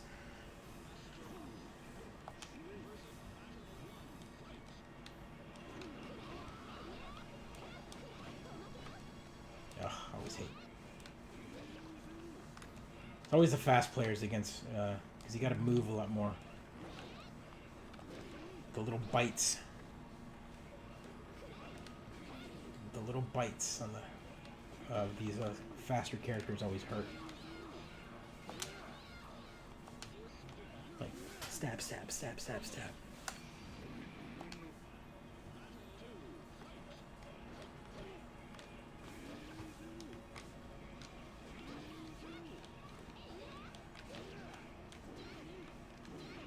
Ah. Nope. Get out of here with that. Right. wasn't it so pretty for 1999? Like, this is a system 20 years ago, and these graphics already still look good. I mean, yeah, it's 4:3 and not widescreen, but yeah, it's way ahead of its time. It was a system that was just graphically just a powerhouse compared to anything that was out. There's one of my sister's favorite characters. My sister Kimberly loves playing as Cervantes. That and Kilik.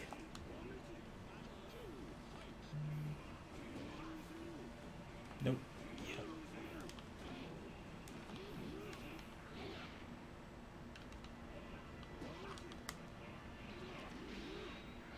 Ah, he's sidestepped.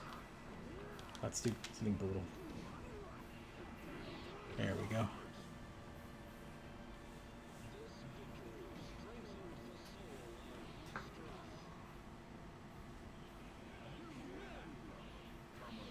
This game was fun. Again, this is before. Again, I love Soul Calibur, and I bought Soul Calibur 6. But the fact that it's got stuff that you have to like buy, like unlockable character, like season pass and whatnot, makes me angry. When this game, I remember playing for hours because of the amount of like unlockables you had, like all the different weapons, the Soul Master mode, the just tons of things to unlock.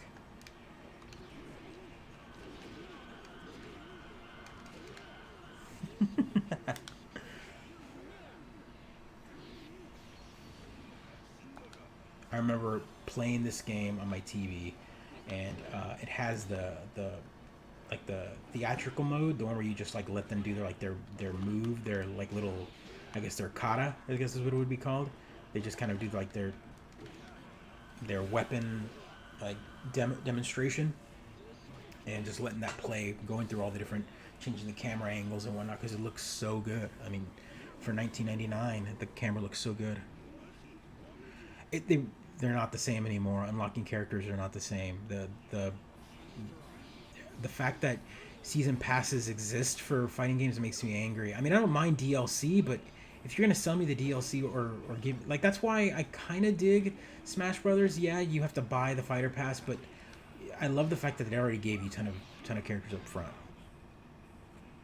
Yeah, right. Is that a DLC without money? That's exactly it. Games used to be complete, Pedro. You remember that? This is it. You buy the game and you had a ton of content on the disc. On the disc. It's amazing.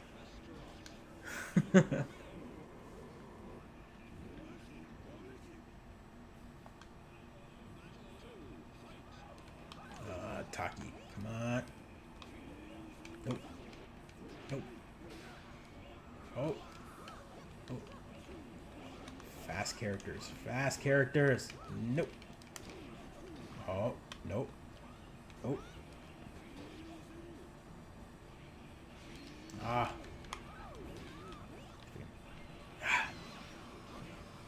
Well, first loss. All right.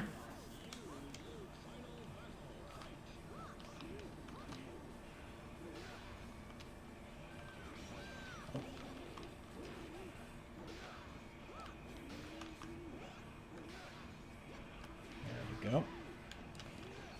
Blocked it. Block.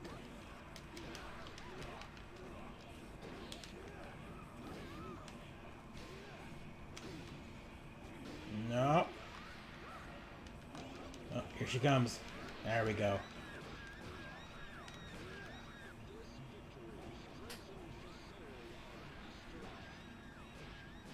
King of the Walk. That's right.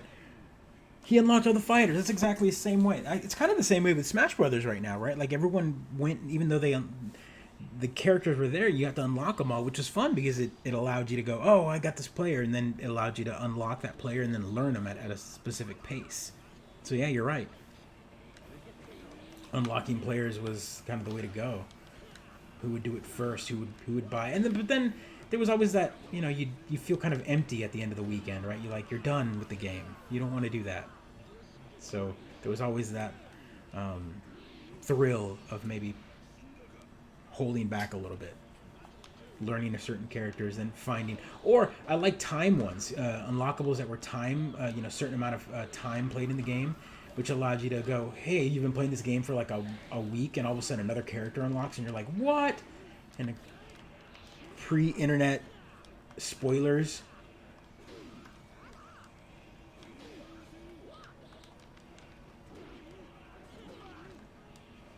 Oh, he got me.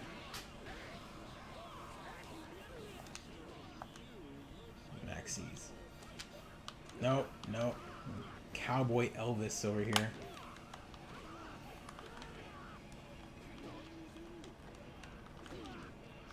Got him.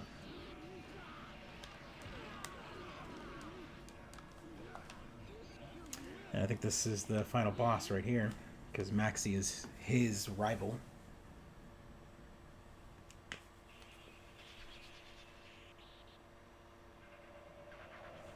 And fight Inferno.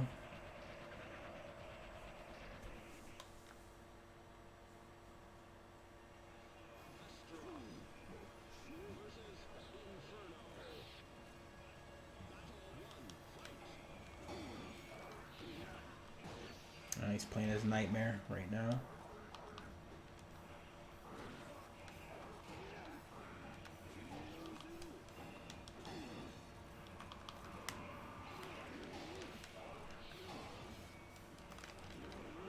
Ah, got me.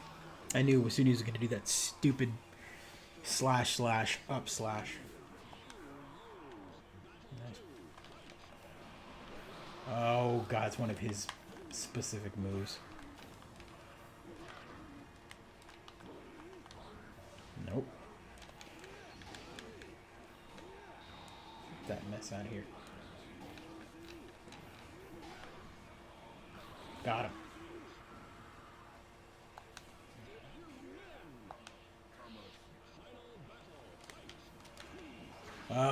Ivy. Ivy's not a fun character to play against with Astroff. If the CPU's ramped. No. I forgot about that. It's like he's a mimic fighter, right? It's a mirror fighter, so he plays as all the other characters depending on the weapon that he plays, but then he has specific Inferno moves. The floating moves. Oh my God, he hit me, what is he, twice?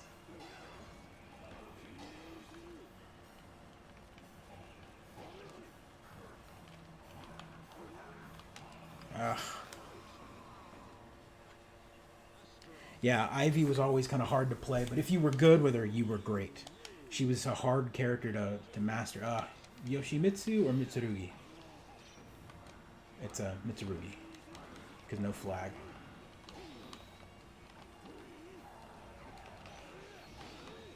I think Yoshimitsu's still locked in this one.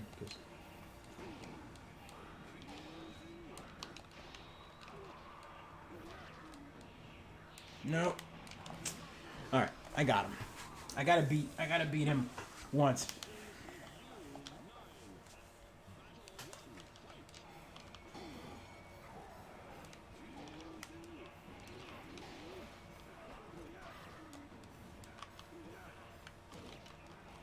Got his ass. Boom.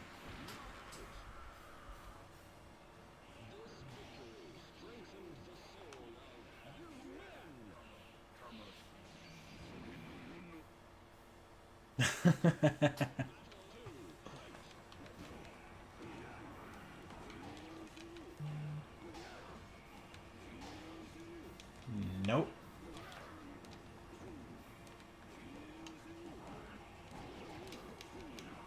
Bye. And out of here.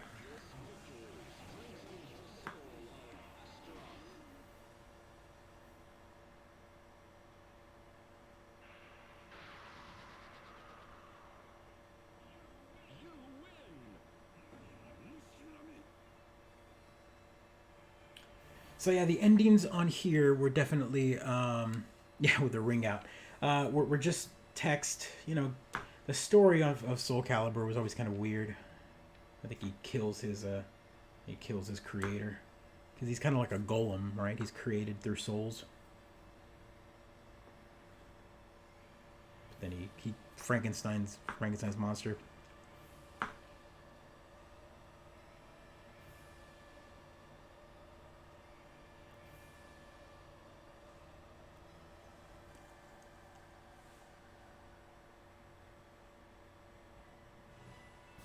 And then you unlock a character at the end of this. What?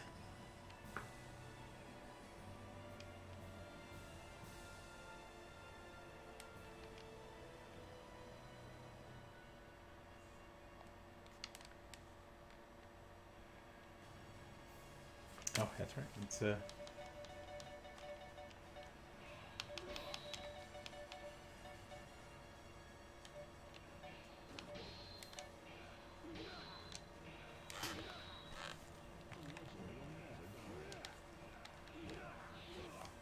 so the theater mode, that's what I want to see. Oh, so there we go. I unlocked one. New soul arrives. It's saving to my VMU here.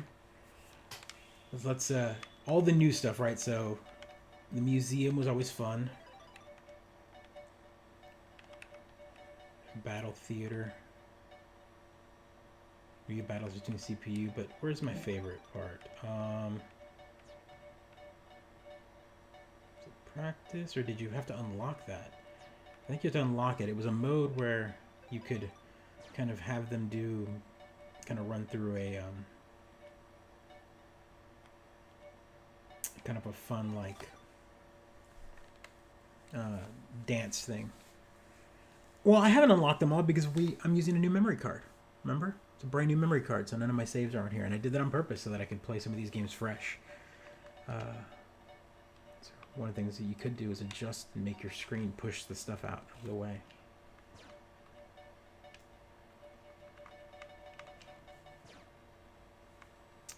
Saving. Let's try another game. One more game.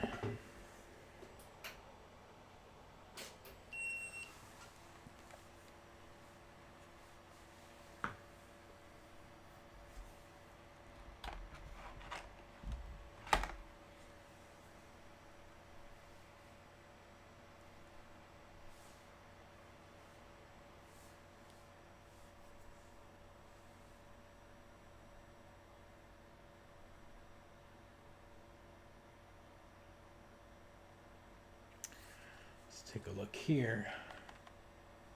Yeah, one more. Man. I'm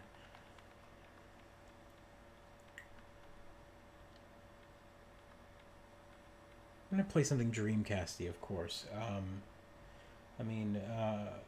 Mortal Kombat Gold was a good copy. What's funny about this one is this version of the game was broken. So if you notice on the right hand side, it says version 1.001. Version 1.0 on the disc was broken, and you had to send your disc off and get a new copy of it. Let's see.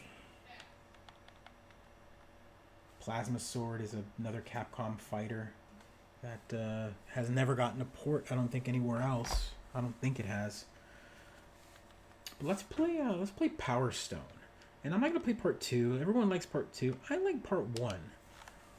Part 2 was great because it was 4, so it was a 4-player co-op, 4-player battle arena kind of thing. But part 1 was fun because it was just one-on-one, and the arenas were a little smaller. Part 2 was definitely a better game. Oh yeah, JoJo's Bizarre Adventures is on here on Dreamcast. That game, again, go look up how much that game is on eBay. Ugh, they're not gonna ridiculous pricing. NFL Blitz on here is fantastic game. Again, 4 players, drop 4 controllers on here, 2-on-2, so good.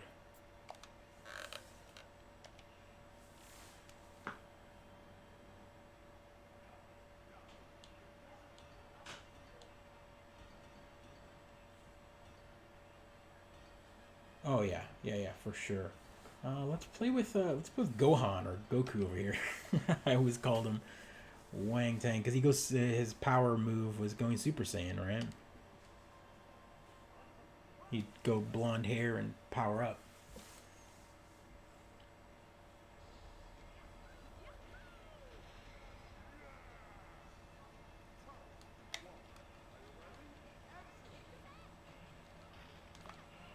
Oh, got me already. Let's grab.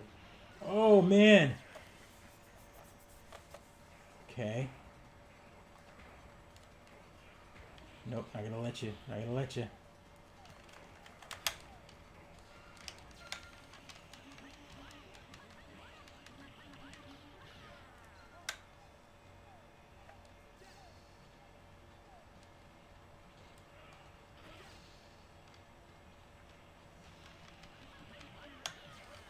Boom.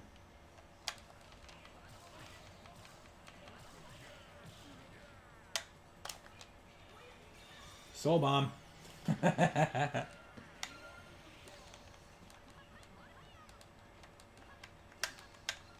Right? Again, this is a game. I don't understand why these two games, Power Stone 1 and 2, have not been released on like Xbox Live Arcade or indie games or whatever, digital.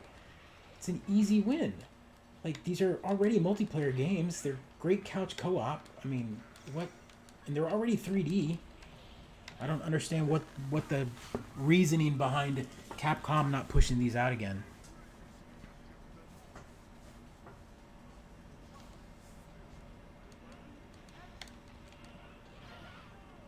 Man, he hit me with that already. Gonna blow up.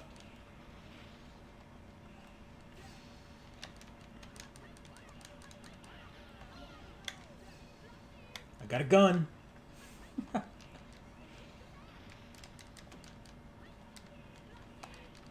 Oh. 1, 2, 3.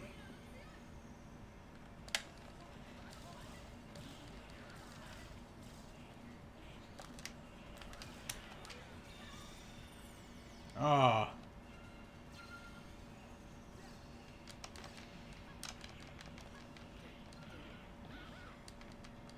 Oh man, he's already got all 3.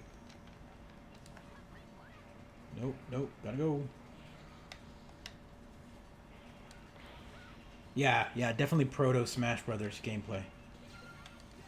And again, like Power Stone 2 had 4 players, so 4 players on a big arena, and the screen backed out a little further too, so you had more room.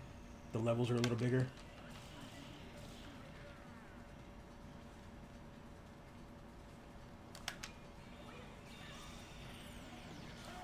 Yeah, destructible levels, power-ups, weapons.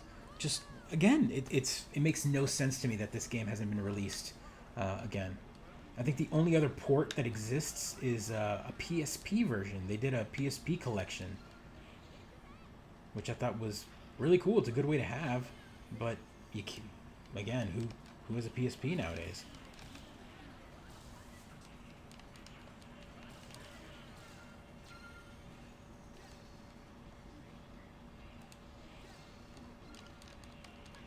Oh.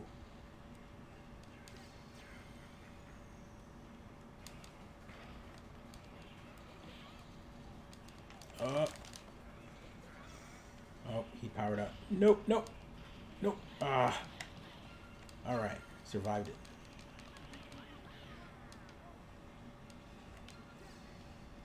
Two. And got it.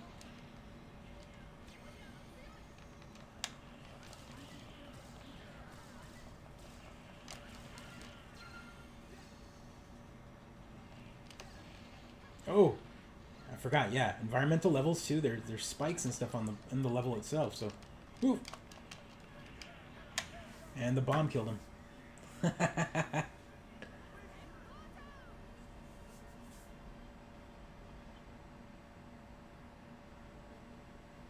move on to the next. And these levels are so much fun.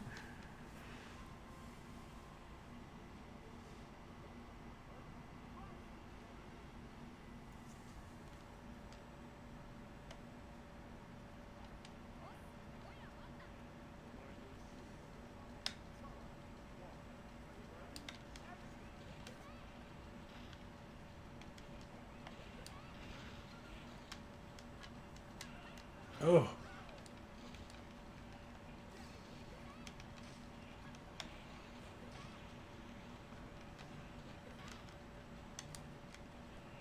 Then Native American has a bazooka. Hit him with a hammer.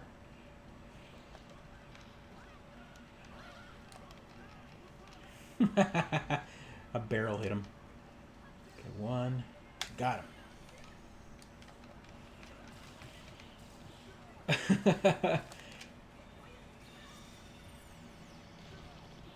I did not kill him. Oh, yeah, definitely Native American.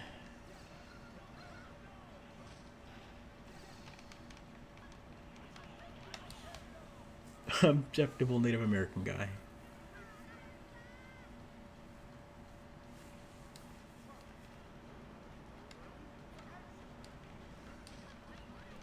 Oh, wow. I forgot you can do that. He picked up the freaking level structure. Oh, body slammed me. Let's pick that up. What is it? Oh, yeah, flamethrower. Flame. Oh, okay. Okay, now we've got a bazooka. Or a rocket launcher.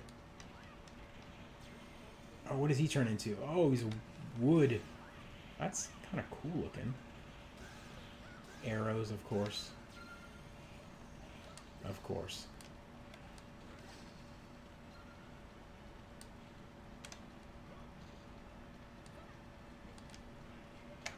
Got it.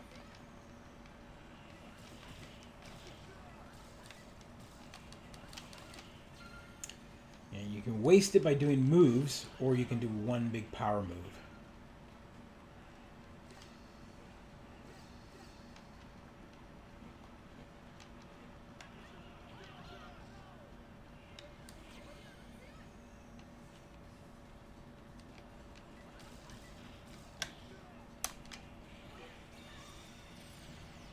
Got him. Yeah, and part 2 is great. Part 2, there was even like little cannons and stuff on, like, there's a big pirate ship level. I remember that. And you can jump into a cannon and just fire off, and you're fighting against 3 other opponents. So, I guess I fight myself. Mirror match.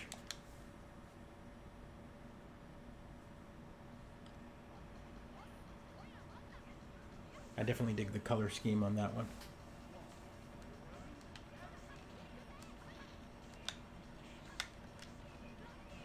Oh, hit me. 2, 1. Hit him with the bomb.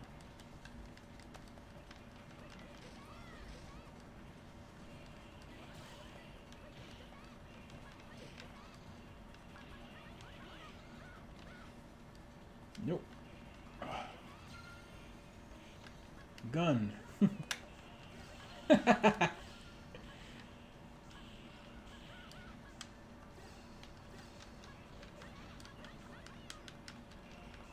You can jump off the side of the wall. That's fun.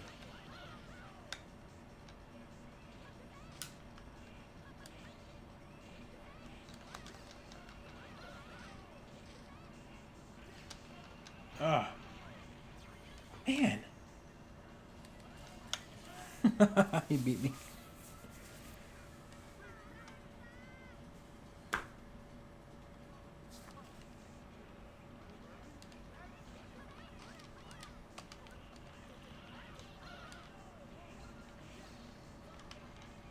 Wow, he picked up all 3 already.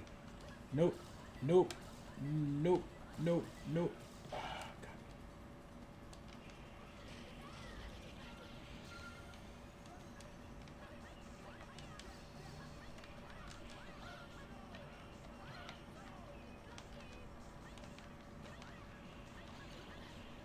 He stomped me? That's new. Nope. Ah, man.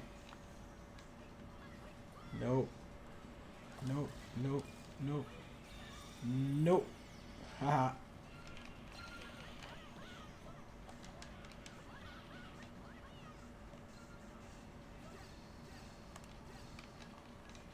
Nope.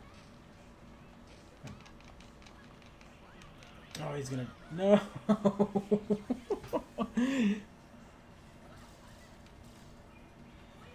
And run, run, run, run, run, run, run, run. 1, 2. Oh, he's got the other one. Got it. He still beat me. Yeah, Blue Saiyan is way better. I forgot. You know, that makes sense nowadays. I didn't even think about it. He's Super Saiyan God, Super Saiyan, so technically he would be blue. Yeah, a lot of good players. Yoma, I guess is Loma. That's depending on how you want to say it. The fun one, very samurai-esque. I like this character.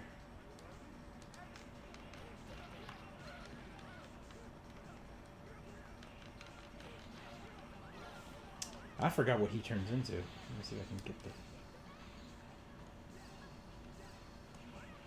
Oh man, as if I'm gonna get a chance. He's whooping me. Absolutely whooping me.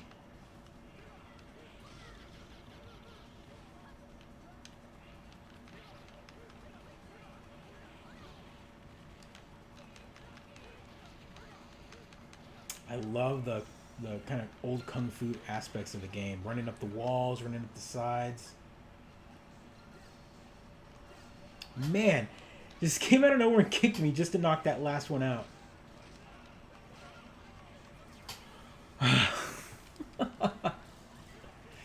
Get good. Run.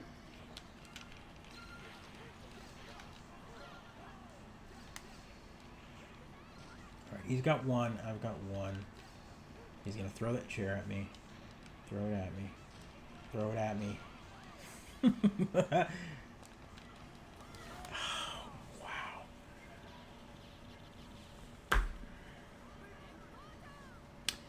Yeah. All right. I'm going to end this stream with just a little bit of the game that sold me. The game that the story for me for the Dreamcast is interesting because, like I said earlier, is I sold a bunch of my old consoles to kind of get this. I imported it from Japan, so I had it about 8 months before it came out in the U.S. And so I ended up going to like an import shop in Houston and buying a bunch of games from Japan, and I paid like almost double the amount. It was nuts, but I needed to have it. And the reason I bought it is because I had a friend of mine who a friend of my dad's actually, who worked with him, who bought a Dreamcast. He imported it as well, and he came over the house and he brought over a Sonic Adventure. And I don't know. I mean, you have to understand that this was 1998 when I got to play this, and the moment I saw Sonic running down the side of a building with like choppers above him and like him just shooting down, just blew my mind. And I think I was like 15 years old when this came out. Yeah, about 15, 16, and I remember just going, I need it. So I was working at the time, and so came up with some money, sold a bunch of stuff, sold a bunch of old games, traded it in, and I got a Dreamcast for it. And I remember having it, like I said, almost a year before, and I was in the AV room, and I would bring it into the AV room on my off period, and people would come over, and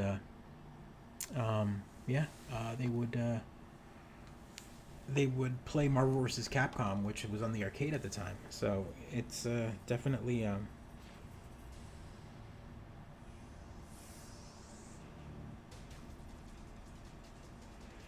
wow.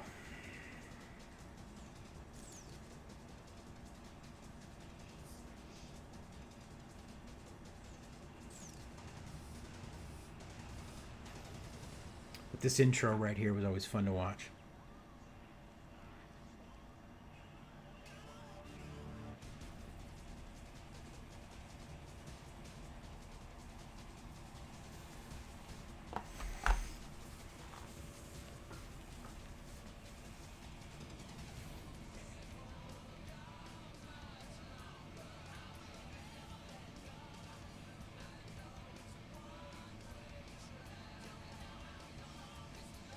This game made no sense. Sonic, Amy, Tails, Human City, giant fishing cat. I don't understand. I don't get it. This was the beginning of Sonic's, like, this was great, yet at the same time his downward trend to like weirdness, where his games got worse after this, I think. We never got another good Sonic Adventure style game. I mean, Sonic Generations was good, but it wasn't Sonic Adventure. This one's for Pedro. Is his favorite character for sure. Select a memory card. Select a file.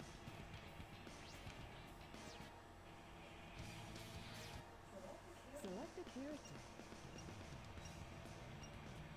So what was fun is this is an adventure game, right? So every character has his own single player story. So if you played Tails, you played Tails. But this is I just gotta show that this level. I mean, of course, this isn't. This came out on GameCube, and you can find it on other systems. But this game kind of blew me away with the graphics at the time, and not these background people. These are weird, but it was butt rock Sonic music. Yes.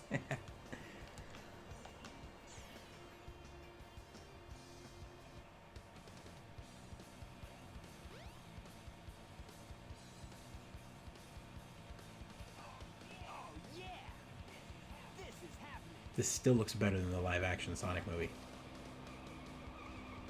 Just putting that out there. What's up?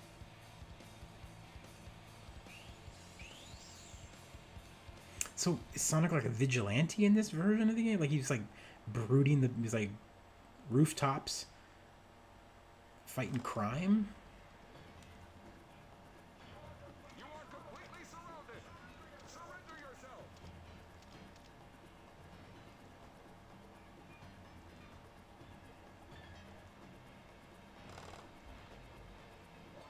Lock on target, man. Ready? Fire!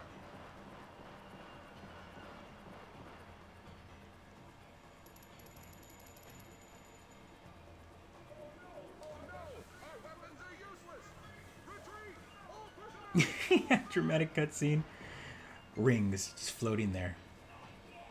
Like, do the humans or rings just naturally occurring in this world?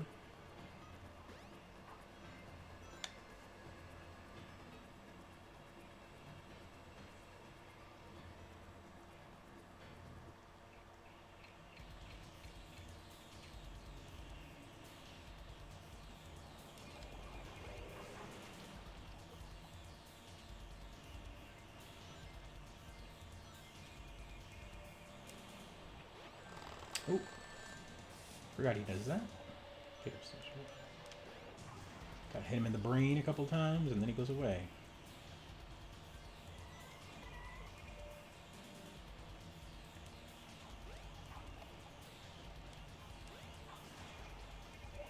Hey, I'll play with you some other time.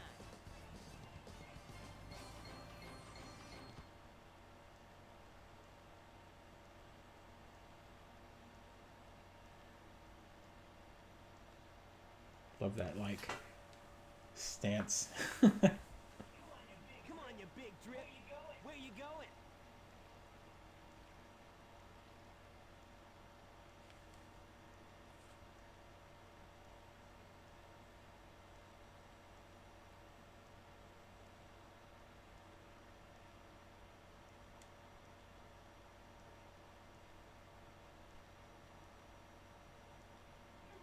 You know nothing, fool.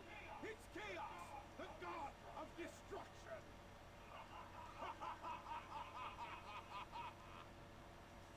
Okay. We know nothing. But yet he told us everything.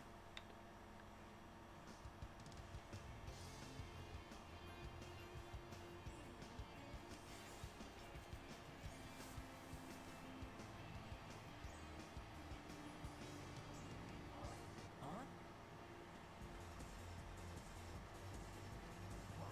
What? Tails? Watch out! Yeah, this level alone. I mean, this was the trial. If you ever played the trial version, like at a Blockbuster or whatever at the time, this was what you'd play. You'd play this trial level, the first level of the game.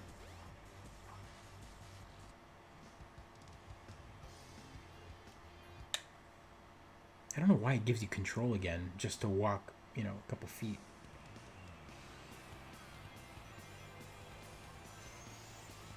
But this is one of those levels that kind of blew me away. Graphically.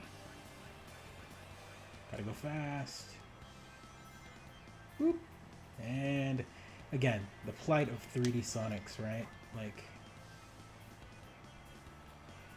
you want to go fast, but you can't. If you...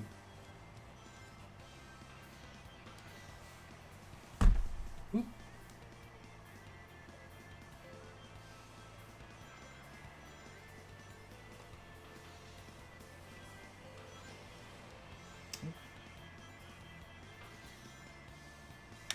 Oop.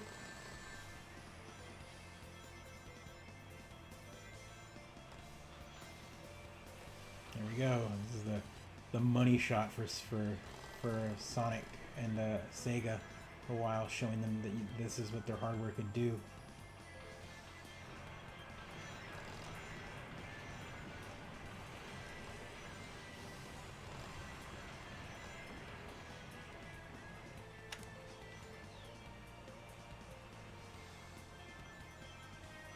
Yeah.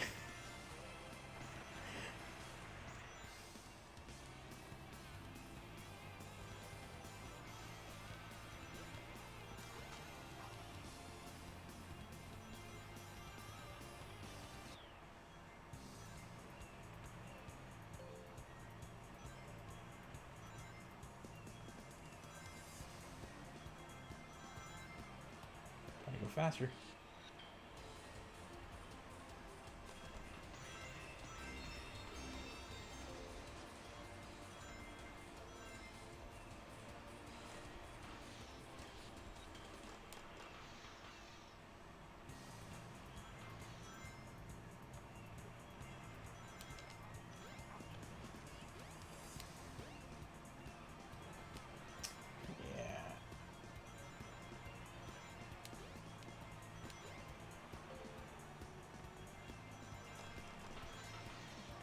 Jump on panel number 1.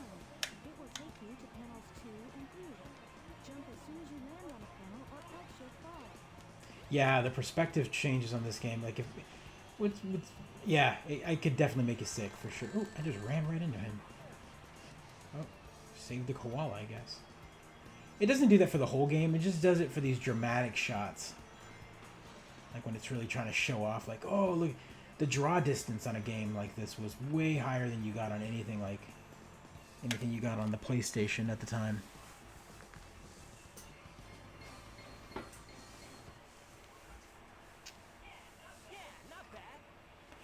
They fixed that a lot more with Sonic Adventure 2, for sure. It's not as bouncy, not as, like, shifty with the camera. Yeah, Free Willy 1999. Yeah, definitely. Hey Sonic! Long time no see, huh? I'm just glad you're okay. So then he goes back to this resort What happened anyway? to sit by the pool with other humans. Crash like that. Can they see Sonic? That was a test run using a new prototype propulsion system. It's got a few bugs to iron out. Pedro's want is Tails. He wants Tails in the live action movie, and I agree with him. I think he would. I think that's why they're taking so long to put the movie out, is we're gonna get a live action Tails. Yep, I just happened to find one of the 7 emeralds during one of my test flights. This thing's got unlimited power, you know. So I figured, why not use it to power my plane? Supercharge! You've gotta come over to my workshop, Sonic. I've got something I've gotta show you. Why can't he show him now? It's in the Mystic Ruins. The fastest way is by train. Let's go! The fastest way is by train. Define all natural physics. Now you can play with Tails. So now came the, like, you know, at the time it was unique, right? But this was kind of an open world thing. And so I can, like, okay. I know, by train, not by Sonic. That's what I'm saying. The fastest way is by train, but I'm the fastest thing.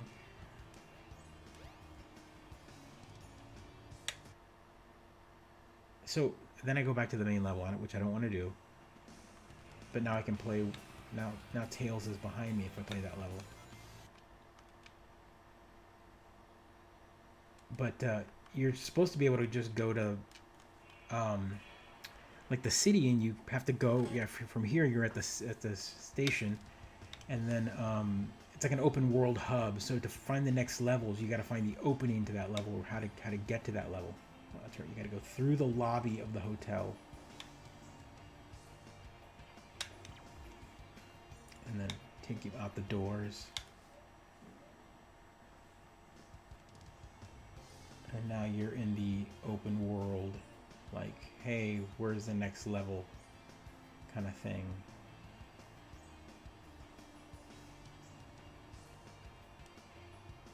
Cops won't let you that way. So you gotta go by train. So the train station, I think, was over here somewhere.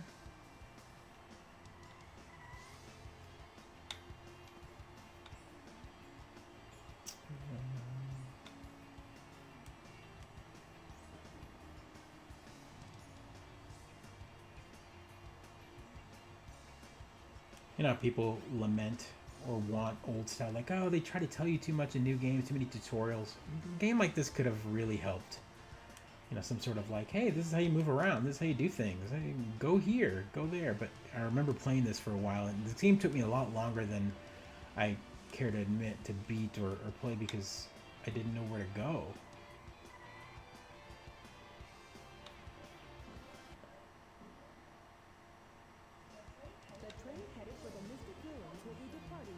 There you go. The train to the Mystic Ruins will depart soon. Gotta find... There we go. I guess it's just waiting for me.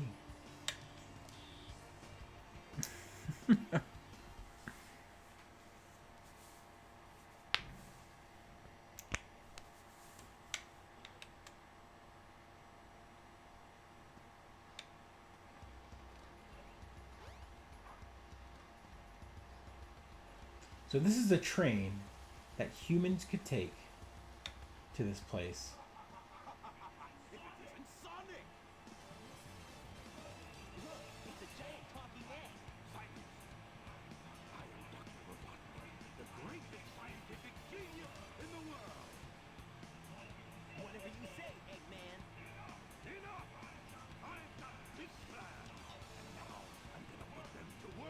You're always up to no good. Now what do you want? What does he always want? He always wants the Chaos Emeralds. Or else what, you big loser? Or else I'll take them from you by force, the hard way.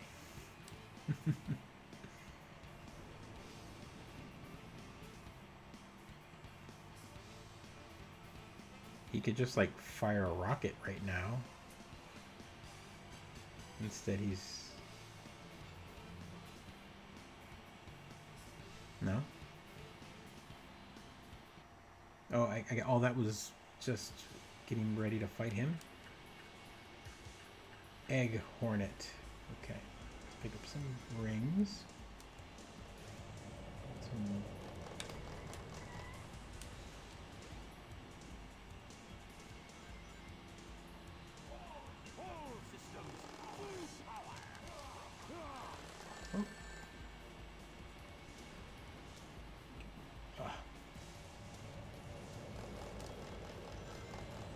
Oh, the camera.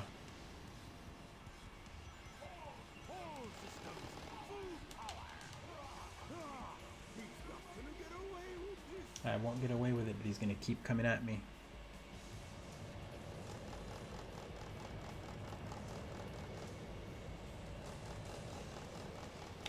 That's going to dig. Come on.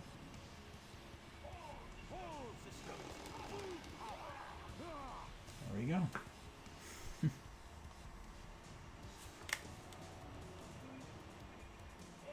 Hey, I'll play with you some other time.